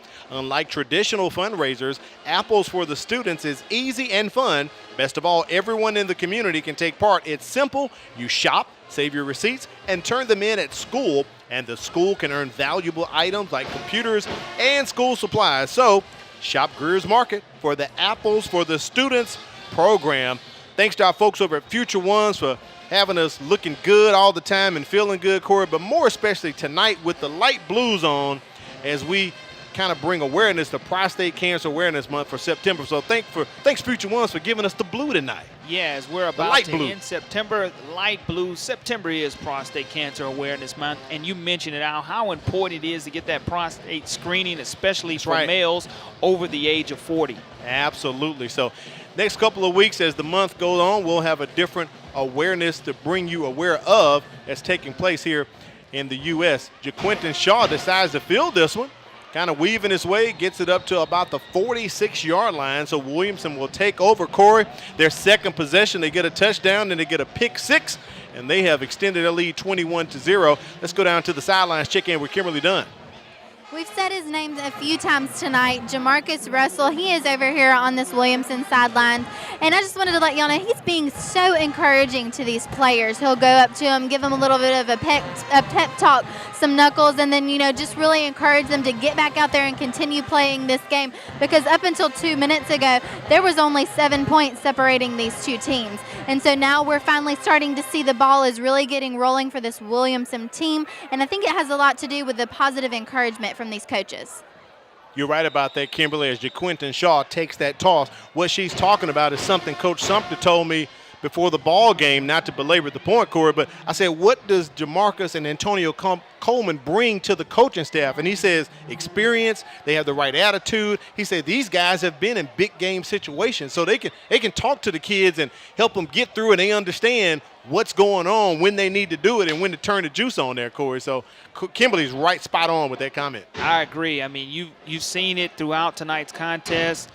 The positive encouragement brought about by this coaching staff, and Coach Sumter really prides himself on this coaching staff's cohesiveness. During the offseason, the coaches shoot basketball together early in the morning. Right. They're in coaches' meetings. I know this summer when I refereed some AAU basketball, I saw them in the coaches' meetings breaking down old film in the offseason, just fellowshipping with one another. And it's important. It makes a big difference. Also, John Beverly on that staff, a former St. Luke's and Chickasaw head coach. So you start looking at the coaching staff of the Williamson Lions. Each year, it's gotten bigger for Coach Sumter. Surrounding himself with successful people. A little quick screen out to JaQuinton Shaw. Previous play, Nehemiah Richardson picked up the first down with a pass from Franks. And that little quick screen pass picks up maybe 8 or 9, and Williamson on the move again. Corey, they're getting close now, more so to their scoring average of 28.6 points a contest. Yeah, you look at the overall series between these guys. It's 22-21-0. BC Rain is. They've won 22 times. Williamson trying to even up this series at 22 apiece, and you mentioned the Levi Washington Trophy that's at stake here at tonight. So they're not just playing for local pride, they're playing for a trophy and a presentation of that trophy after this game. Yeah, a couple years ago when I was covering the sidelines for the school system, they implemented that first Levi Washington Classic. They brought him down. I believe he resides out in Texas, maybe Louisiana. They brought him down, had a big ceremony and everything. So they're continuing to have this rivalry that goes on. And Corey, you're right about the numbers, man. It's pretty tight right there, 22-21. So it's a lot at stake here. Robert Woodyard, the big freshman with that carry. He is a horse up the middle he goes. That's a first down as the Lions continue to drive towards the end zone. And as I love to play the PlayStation, Woodyard just hits the truck stick on Madden 19, that is. Just runs and bulls over a defender. Now you have a 1st and 10 situation for Williamson. Williamson can pick up a first down without scoring here. Line to get is the 3-yard line. Franks has receivers open, and that ball is intercepted. Dropped. Oh, no, it's intercepted. It is intercepted. That is an touchback. interception. That's a touchback for the Red Raiders. So picking up that, LaFrance McCants, the cornerback, gets the fortuitous, I guess, grab for the pick there in the end zone, Corey. Keeping Williamson off of the scoreboard. You look at the replay as Frank scrambles that, has a wide receiver open, misses Devontae Scott, and because the wide receiver, Kashawn Ross, wasn't able to hold on to it, it is juggled a couple of times, and you mentioned the defensive back, LaFrance McCants, makes an outstanding ricochet play. 5'6", 145-pound senior comes away with the interception for the Red Raiders. Yeah, from my angle, I thought it was incomplete, but as you look at that replay, it's kind of like Mardi Gras. You missed the moon pie, and then I pick it up. So great situation there for the Red Raiders. Pass completed to Justin Ray. Nice 8-9-yard gain there for the Red Raiders as the game clock approaching 1 minute here remaining in the third quarter. And if you're going to play that far off the football and not play press coverage by the Williamson Lions, that's an easy pitch and catch for Cliff Powell, who has great timing on that play to Justin Ray. A good completion, something that'll give Clifford a little bit of confidence here on 2nd and 1. Powell steps back up into the pocket.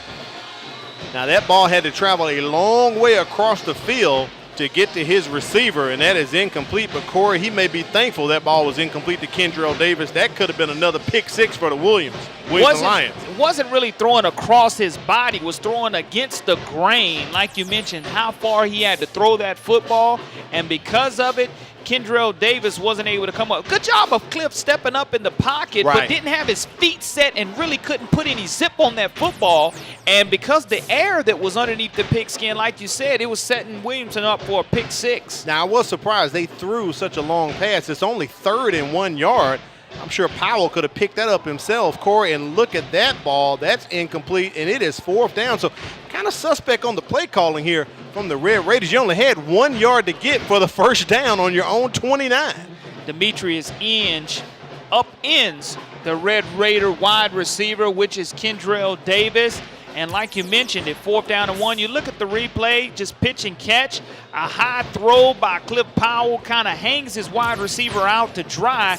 Inge makes sure that even if that ball was caught, that he was going to go down immediately. And at 4th down and 1 yard to go, Clifford Powell's in the shotgun situation, trailing 21-0. The Red Raiders are going to go for it. Coach Carley pulling a Bill Belichick, going for it 4th down in his own territory, and they get the completion. But it was close to being on the turf, so the chains will move. Coach Carley rolling the dice there, Corey. And on 4th down and 1, deep in his own territory, really didn't have a choice. The biggest thing for Cliff was going to make sure that that ball did not hit the turf first. Right. Good job of making sure that Ray received it and got his hands underneath the football to make sure it was not an incomplete pass.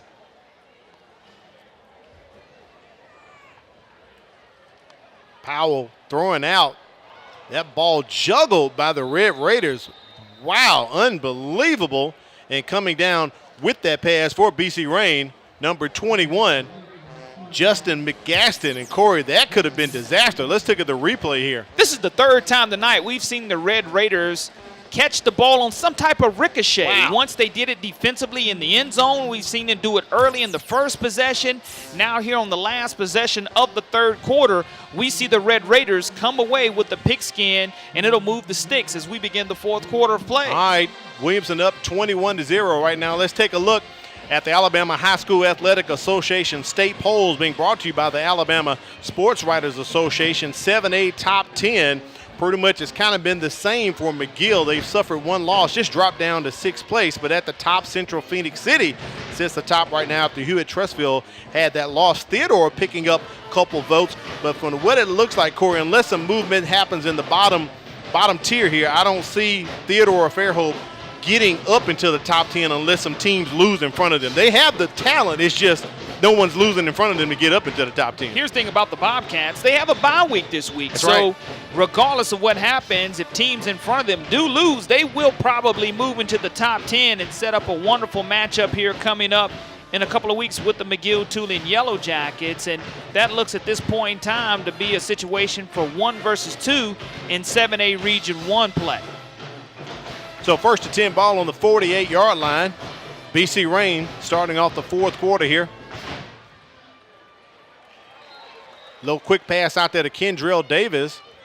That's one of those screen passes, Corey, that doesn't go anywhere if you don't get a block. Let's take a look at the 6A top 10 poll. Spanish Fort Saraland back-to-back at 3 and 4. St. Paul still sitting at the 10th slot as they were last week. So pretty much local teams in our area inside the top 10 right there. Earlier in the season, I think Blount had a couple of votes, but they have fallen out receiving any votes for the 6A top 10. So we'll get the 5A and the 4A headed your way probably after this play. Here's 5A right here. Viger still sitting at number 2 and Jackson at number 8. Jackson only loss came to Viger, which was last week. Significant loss, 40-6. And Citronelle picking up 14 votes for the poll. They are undefeated. Marquez Curtis, nice grab. He picks up some yards there. Maybe 3 or 4. We'll go back to the 5A poll. As I was talking about, Citronelle, 14 votes, Corey. Who would have thunk that last year? They missed the playoffs by 1 game, and the team they lost to miss it was Williamson, and they move. They're right here in 5A, undefeated right now under new coach Jason Barnett. Coach Barnett doing an outstanding job getting Central off to their best start, I do believe, since either 1991 or 93, right, which again is an eternity for a lot of these Central fans. But congratulations to the Wildcats on playing undefeated football so far. 3rd and 6 here for the Red Raiders, a familiar down and distance. We've been seeing them in tonight a lot. Jailhouse break on, little kind of delayed screen. Kendrell Davis picks it up, and I believe he has enough to get the first down. The line to make was the 38, and there goes the chain gang. It's a 1st and 10 for the Red Raiders.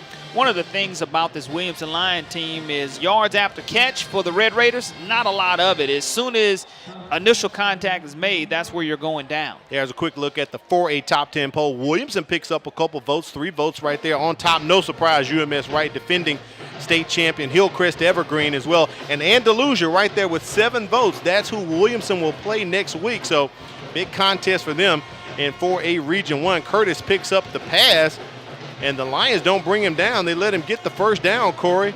And BC Rain on the move here. And Curtis is a young man that we were unsure whether he would even play tonight, right, being a little bit gimpy, but doing exactly what he needs to do when his number's called, coming away here in the second half with a couple of critical catches, moves the chains for this Red Raider offense. And not only does it elapse time off the clock, trailing 21-0, it still keeps the defense off of the field because the Red Raiders have been camped out a lot here in the second half defensively. Cliff Powell zips that one across the middle like his favorite athlete, Russell Wilson. It's incomplete. It'll take BC Rain to second down. Powell pretty much doing a pretty good job in command of this drive here, picking up a couple first downs, nice crisp throws, and getting it right to the receiver. And that's the thing. If the defense is going to play off of these wide receivers, you must, as a quarterback, make those quick reads. And Cliff Powell, being a fourth-year varsity starter for this Red Raider offense, is able to see that, how far the defensive backs are playing off of the wide receivers. And the wide receivers are doing a great job of running their routes, allowing Powell to hit them on his initial or secondary read.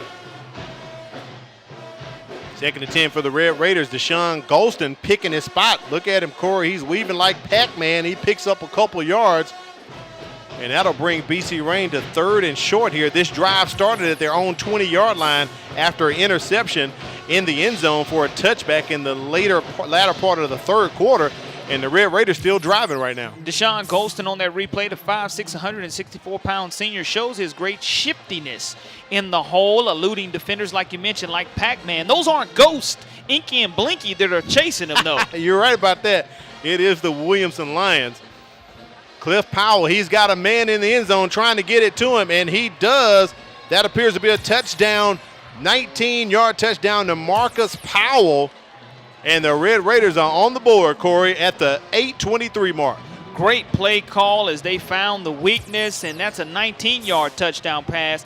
Powell goes and looks off the safety to where there was no help over the top, and an outstanding grab by Mr. Marcus Powell.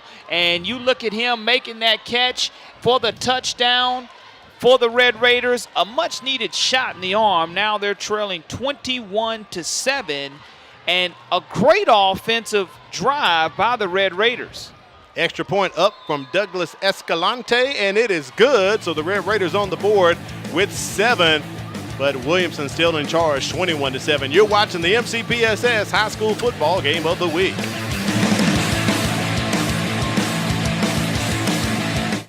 At Mobile County Public Schools, we believe it starts with us. That's why we offer Signature Academies. Hello, I'm Jordan Clark, and I'm in the Health Service Academy at John L. LaFleur Magnet High School. My future career is to be an obstetrician-gynecologist. With this academy, I'm learning firsthand from people already working in the industry. Shadowing them on the job really makes me want to study hard and work harder towards my career goals. Signature Academies are open to all students in Mobile County Public High Schools. Visit mcpss.com. 80-yard drive from the Red Raiders to get their first points on the board with a 19-yard touchdown pass from Clifton Powell to Marcus Powell. And the Red Raiders on the board, now 21-7, Corey. Again, Williamson beat BC Rain 1 year ago, 15-0. But listen to this staggering number. Since 2000, when allowing 10 points or less, Williamson is 61-3. Wow. And Coach Sumter's been coaching player and coaching accountability. Well, on that particular drive, the accountability of the Williamson defense was non-existent because they probably got caught looking at the scoreboard, and BC Rain was able to strike. Nice kick from Escalante there. JaQuinton Shaw drops it, but he picks it up, and he's making up for it, Corey. Look at him go. I told you earlier this season he ran one back for a touchdown. I don't see any flags, but he's forced out of bounds at about the 40-yard line, and that's going to be a penalty against BC Rain for the late hit out of bounds. Unnecessary in that situation. If you look at the kickoff, it's a good kickoff. Shaw does not field it cleanly, but he's able to clean up his mess and make one solid and two solid moves right there. Look at the quick feet, folks. Great camera action by our crew. You'll see the late hit out of bounds coming up. He's clearly in the white, and there's going to be a shove by the Red Raiders, number 32, Jaleel Artis. And that's unnecessary, going to cost 15 yards more added. And now the Williamson Lions are going to look to capitalize. Dead ball. Personal foul on the kicking team. First down. There's a call from referee Jimbo Perez, calling a pretty good game tonight, him and his crew. And Corey, I'm just going to chalk that one up to frustration on the young man's part. Pretty much probably wanted to get the whole tackle and couldn't, and just kind of threw him into the bench there. But you're not supposed to do that because you pretty much gave him 15 free yards. And there's going to be a flag that's going to come from the back judge in this situation.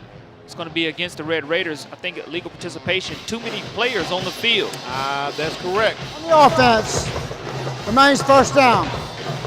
Or we can do simple math up here, and that was 12 guys on the field. Especially when one goes trotting off, or you see him trying to get off the field before Williamson breaks the huddle.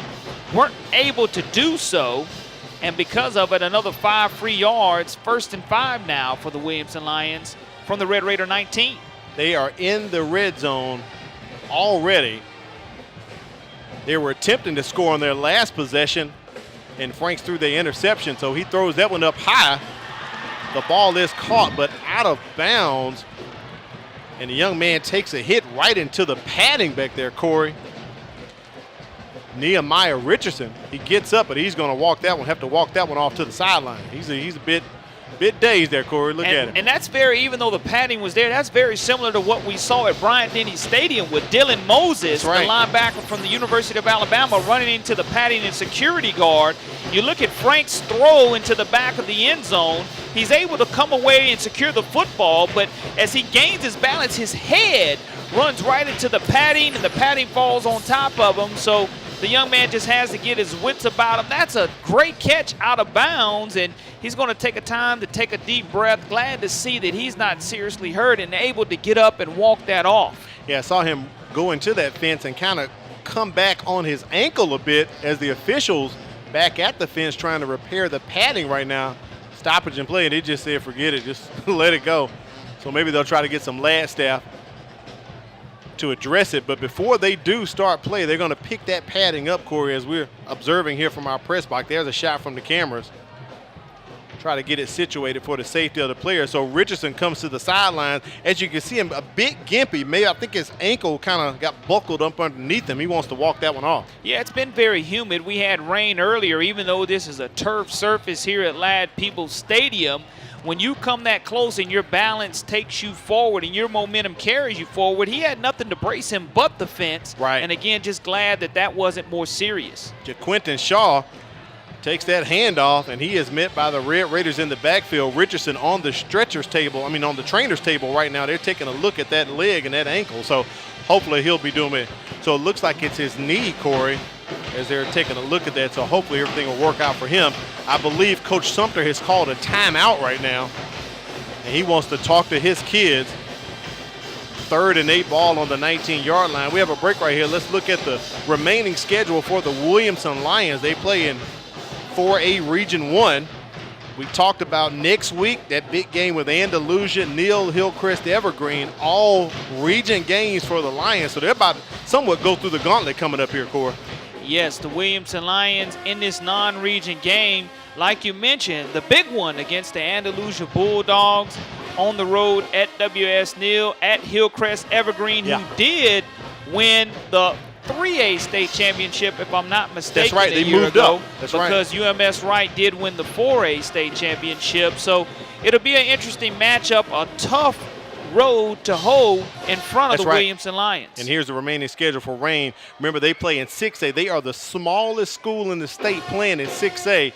So after tonight, they will take on Robertsdale, and I'm pretty sure Coach Carley ready for that bye week after next, and they wrap up with St. Paul's and then wrap up on the road at Baldwin County and at Gulf Shores. So the Red Raiders still seeking their first win of the season, down right now 21-7 with 7:42 remaining here in the contest.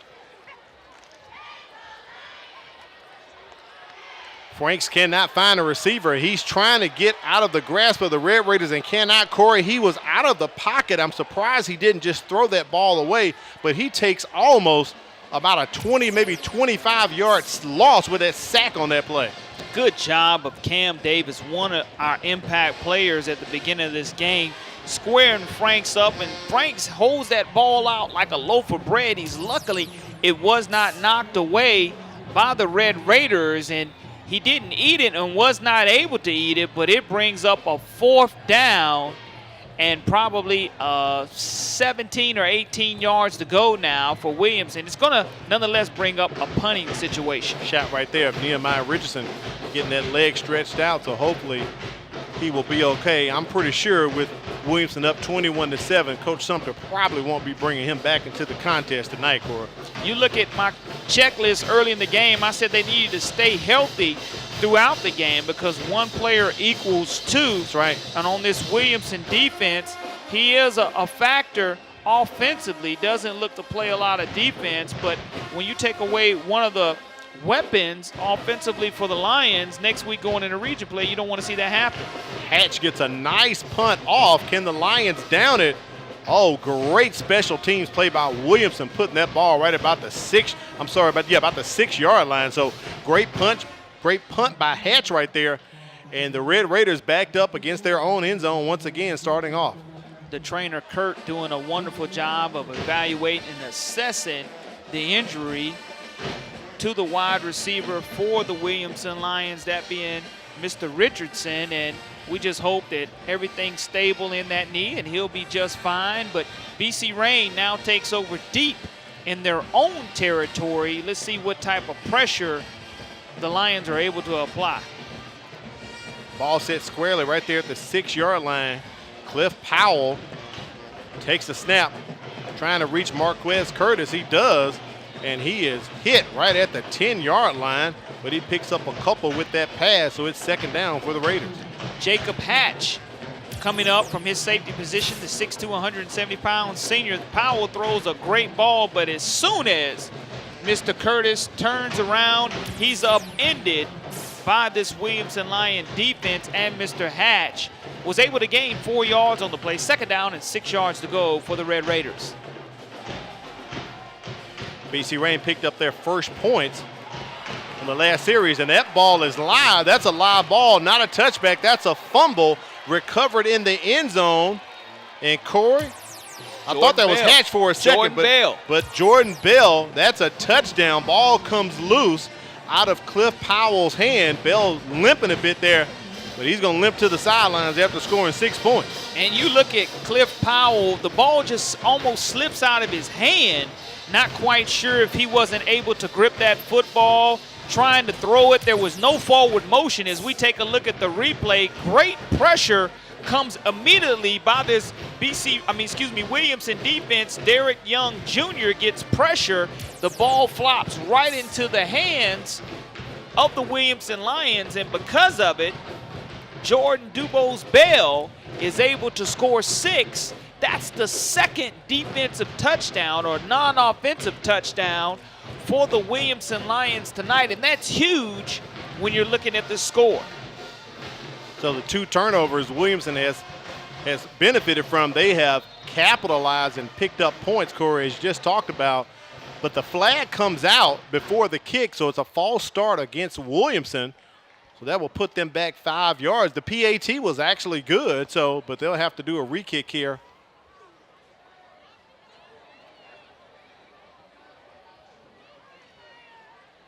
Jimbo Perez here with the call coming up.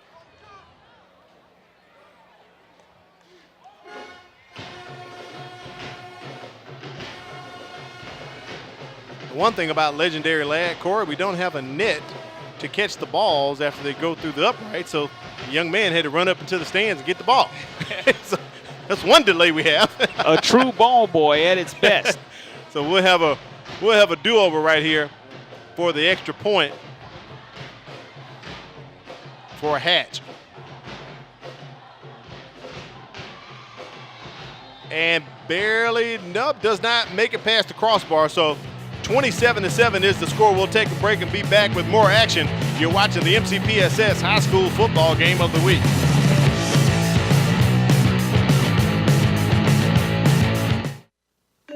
At Mobile County Public Schools, we believe it starts with us. That's why we offer Signature Academies. I'm Tracy Tran, and I'm in the Healthcare and Dental Academy at Theodore High School. In the Dental Academy, I'm working alongside dental professionals getting hands-on training from those already working in the industry. Shadowing them on the job makes me want to work even harder because now I know what I want to be. Signature Academies are open to all students in Mobile County Public High Schools. To find out more, visit mcpss.com. Welcome back to the MCPSS High School Football Game of the Week. I'm Al Wheaton, joined by Coralie Bounty in the booth. On the sidelines, we have Kimberly Dunn and Corey. Williamson extends their lead after a fumble recovery in the end zone. Jordan Bell gets the easy 6-point touchdown there. A non-offensive touchdown scored by the Williamson Lions, the second one of the night, and that's huge if you're Williamson, because extending this lead to 27-7 no longer makes it a 2-score game. Of course, mathematically, that's a 3-score game, and it's hard for the BC Rain Red Raiders to manufacture that type of offense that quickly. Davis picks that ball up, running laterally out to the numbers, trying to shake and bake, and that's not happening. He is brought down at about the 6 or 7 yard line. And as I said on the previous series, a situation BC Rain has been in a lot tonight, Corey, backed up against their own goal line. Yeah, taking over in your own, deep in your own territory. It's essential that you make sure you pick up the blitzers and the key blocks. You must do that to protect your quarterback and give him a little bit of extra time, to give him that breathing room that is essential for this Red Raider offense to execute. Next week, we're headed out to Sims, out to Viking land, as it is MGM playing host to the Davidson Warriors. Our first time taking a look at MGM and Davidson this season. So we'll go live at 6:55 next week out at Sims. Corey, looking forward to that one. Yeah, should be an interesting 7A Region 1 matchup as the Davidson Warriors are trying to secure a playoff spot. MGM taking McGill to the wire in double overtime last week. That's going to be another pick 6. Corey LeBounty right on the call before I could get the words out. You are correct, young man. That is a touchdown once again. That's the third score. That's the third turnover with points off turnovers for the Lions. You have to look off who you're throwing that ball to. You cannot look down your wide receiver. Wow. And you do so on a short field like you mentioned now, it will result in a pick 6. Cedric Andrews just reading the defense, and good job by the 5'10", 145-pound junior of establishing himself from that cornerback position, getting playing time and benefiting from playing time, and reading the quarterback's eyes made it too easy. Speaking of quarterback, Andrews knew exactly what to do. He's the backup quarterback for the Lions. So, Corey, when he saw that ball, I'm sure his eyes got very large, and he got the easy pick for 6 right there. Wow. So this extra point is up, and it is no good. So 33-7, Williamson extends the lead farther here into the fourth quarter. We'll be back with more action. You're watching the MCPSS High School Football Game of the Week. As a student in the Mobile County Public Schools, there are a few things I've come to expect. One is a quality education, and the other is a quality lunch. Not only are our school meals well-balanced, meeting all federal nutritional standards, but they also have less fat, fewer calories, and they taste really good. Oh, and I forgot to mention, our school lunches contain whole wheat, grains, fruits, and vegetables to give me the energy and brain power to get me through the day. Welcome back to the MCPSS High School Football Game of the Week. Cedric Andrews, interception, pick 6 for about 12 yards. Corey, and it is unbelievable the scoring we've seen in the second half. Let's get a review of your checklist from the top of the game here. Something Williamson wanted to do was to establish the run game. Well, they haven't really been able to do that tonight, but haven't had to because of the non-offensive touchdowns. You be the Lion King in the turnover battle. Ding, ding, ding. There's your winner right there. Oh, yeah. 20-plus points scored off of non-offensive touchdowns, and they needed to stay healthy. So far, one guy down, but they want to keep everybody else healthy for the rest of the game. So the Red Raiders bring that ball up to about the 35-yard line. Let's take a look on the flip side of that. What did you say that BC Rain had to do, Corey, as we review? They couldn't get rained out early. Well, they did a wonderful job only being down 7-0 at halftime. And then all of a sudden, the third quarter meltdown occurred. Special teams play had to be effective. Really hasn't been so as far as punting the ball because, again, you look at the offensive line really letting down the Red Raiders at this point in time and creating good down and distance situations on offense and defense. Haven't been able to do that here in the second half effectively. We're at about 5 minutes remaining here in the contest. Corey, as we think about it, who would you say is your pigskin player of the game tonight? A little bit more thought as, again, the Williamson Lions still looking to do some things defensively. But right now, I mean, Breland Franks has played a good game. 2 touchdowns for Franks tonight. But somebody that I really, really like is the freshman Woodyard, Robert Woodyard. I mean, he's running the ball, he's making tackles, he's had a pick 6. So if you would ask me at this point in time with 4:30 remaining, I'm going to lean toward the freshman, number 3 for the Williamson Lions, Robert Woodyard. Number 3, Robert Woodyard, Corley Bounty's pigskin player of the game. Maybe we can get some comments out of him afterwards with Coach Sumter if we're able to. Deshaun Golston on the move right there. But not going anywhere, maybe picking up possibly 1 yard as he gets kind of got wrapped around like a piece of string there, Corey, being tackled. And it's amazing how fast this game really turned. It did. Because we were at 7-0 at halftime, and really halfway through the third quarter with maybe about 8 minutes remaining in the third quarter, and then all of a sudden the non-offensive touchdowns started being produced by this Williamson Lion defense. And when you're putting yourself in that type of hole for the Red Raiders, now they can't run the football. They're going to have to try to throw it. Powell back to throw. He's hauling off. He does have a man, but it's double coverage. Can he bring it in? He cannot. That will take BC Rain to 4th down. As you just talked about that, Corey, I pulled out some of my notes. We were at 7-0 at the 6:30 mark in the third quarter, and that was the 42-yard little screen pass to JaQuinton Shaw. He pretty much did all the work, so we could give Breland Franks a credit for about a 5-yard pass, but Shaw ran that ball and he weaved his way, and from there it just started.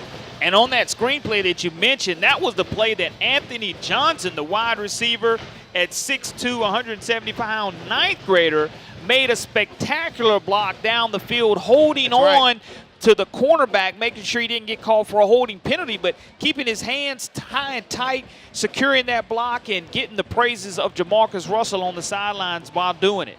So Powell gets that ball off. Williamson's going to down it right about, well, the young man decides to feel that ball, doesn't down it. Gets it to about the 49-yard line. But I would say this, Corey, I'm in agreement with you. I think Woodyard would be a great candidate and a winner for the pigskin player of the game. Williamson has spread the scoring around. The pick 6s, the offensive, Nehemiah Richardson on the board, JaQuinton Shaw, Robert Woodyard, LaFrance McCants. I can't think of any other Lions the name. Jamarcus Russell, Dedrick Sumter, everyone got in on the scoring tonight. Yeah, it's a team effort by this Williamson Lion, coaching staff and players included. When you look at the numbers on their roster, even when they were playing 5A football, they never really had guys on the roster-wise that was over 44 numbers. That's right. And because of that, you have a lot of guys playing both ways. So hats off to the conditioning program that's being given by head or assistant coach Antonio Coleman. Yeah, I can see the numbers have grown. Coach Sumter told me before the contest, he's probably got about 35, 36 guys. And I remember vividly last year, they dressed 28 kids for one game last year. And it was a competitive ball game, overtime against Viger.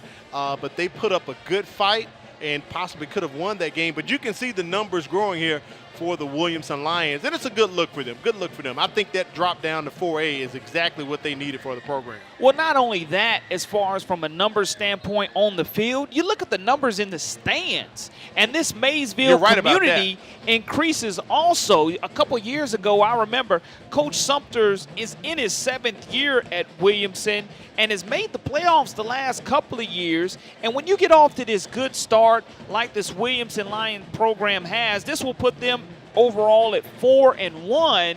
And the Maysville community, which is located a rock throw away here from Ladd Peebles Stadium, the community starts to come back out and support the Williamson Lions even more. And speaking of community, I saw on TV the other night one of the Williamson players picked up the Green and Phillips Player of the Week award being awarded to them. I believe the young man, I think it was Woodyard, picked it up. JaQuinton Shaw. JaQuinton Shaw. And that's Shaw. a good look for Williamson, so we have them featured tonight. So doing some great things in the community. Principal Lang has a lot to smile about. And I'm pretty sure Coach Sumter will do the exact opposite of his halftime interview at Kimberly when he talks to her down on the field after the ball game tonight. Going to have a huge smile on his face. Minute 40 remaining here in the contest. at Lab People Stadium. So pretty much Williamson has this one secured, up 33-7, Corey. So interesting ball game tonight at halftime. As I say, I like to say, you wouldn't have thunk it. Williamson only up 7 points, but now, as I always like to say, it takes 4 quarters to win a game. Look at the scoreboard now, 33-7. And anytime you're able to get in your backups, get them valuable reps as backups, because, again, this team came in, the Williamson Lions did, with a couple of shutouts. They were 21-0 over LaFleur, 56-0 last week over Monroe County. Now you come away with a 33-7 win over this BC Rain Red Raider team. That's not too shabby. And on that one offensive series that the Red Raiders had, they went 80 yards and scored that touchdown drive. That'll be a harping point in the film session for defensive coordinator Antonio Coleman and Coach Sumter when he talks to those guys. We can't have any type of mental letdowns from here on out as we're in region play. Andrews in the ball game, backup quarterback for the Lions. He got that last pick 6. So as we talked about, he's familiar playing offense and defense, so getting some valuable reps right here on the offensive side. He's the junior, so he's pretty much the future for Coach Detrick Sumter as the game clock down to about 25 seconds. Probably one of our last plays for tonight's contest, Corey. And that's going to be a big win for the Williamson Lions. Again, you mentioned what's at stake from a trophy presentation standpoint. You always have to be happy to keep the trophy on your side and in your office to add to the collection of the many awards and trophies that are at Williamson High School. But a nice win by Coach Sumter, moving on his team now to 4-1 overall. And not looking past the BC Rain Red Raiders as they will take on Andalusia next week. So nice win for the Lions tonight, 33-7 over BC Rain. Who would have known it? 7-0 at halftime, Corey. In the third quarter, it all starts at the 6:30 mark with Jaquin Shaw getting that touchdown pass, and then a pick 6 from Robert Woodyard as he takes it to the house, and the scoring just started to unfold for the Lions at that point. What an eruption. Again, you don't see that many non-offensive touchdowns being produced by teams, but the Williamson Lions were able to capitalize off of the mistakes of the offense of the Red Raiders, and because of it, they were able to come away with a big-time win. There's a lot of things that both teams can look at on film and improve on. And again, a trophy was at stake tonight. So with that trophy that we're sitting looking at now, the Williamson Lions are ecstatic that it's going to stay right here on these sides of the tracks. That's right. They won last year 15-0, and they're going to retain that Levi Washington trophy, named in honor of their former coach, Levi Washington. So I'm sure Kimberly Dunn is on the sidelines trying to catch up with Coach Detrick Sumter. A pretty good ball game tonight in the second half, Corey. First half kind of slow. Great opening drive from BC Rain. Williamson gets that early touchdown, and then things just kind of went to a standstill in the second quarter. But the third quarter, as we talked about, all the action came to life then. Yeah, the Red Raiders really came out and were hungry early, but that's a big win for the Williamson Lions. Congratulations to them. All right, winning coach Detrick Sumter is with Kimberly Dunn right now. Coach, congratulations on the win. How do you feel about your team's performance tonight? Still, I'm a coach. I ain't going to never be happy, but to come back out the fight, the defense turned it up, I accept it, but, I think this is a real good team, and we got to try to improve every week. But at the same time, love them up for the night, and we'll get back the money, get back to work. Yeah, so what are some things specifically that your team needs to improve on for next week's game? The mistakes. The whole first half was just full of mistakes, and I told you earlier, I think everybody was just caught up on, just being, it's about me. Once we came out, we came out and went a better second half. All right, well, congratulations again, Coach. All right, thank you, appreciate it. All right, Corey, as I told you, he was going to be a bit happier, but I'm sure he does have some things to work on with his Williamson Lions this week coming up. Yeah, you want to make sure that you look at the film and you find a way to get better. Going into region play, that's what the Williamson Lions would do. Coach Carley and this Red Raider team is to be commended for fighting and busting their tails in the first half. Again, just can't respond to those non-offensive touchdowns. All right, for Corley Bounty, Kimberly Dunn down on the sidelines, executive producer Quentin Howard, and the entire MCPSS production crew, we thank you for joining us tonight. Williamson gets the win 33-7. Next week, we're headed out to Viking Land. It's MGM and Davidson for the MCPSS High School football game of the week. Thanks for joining us. Have a great night.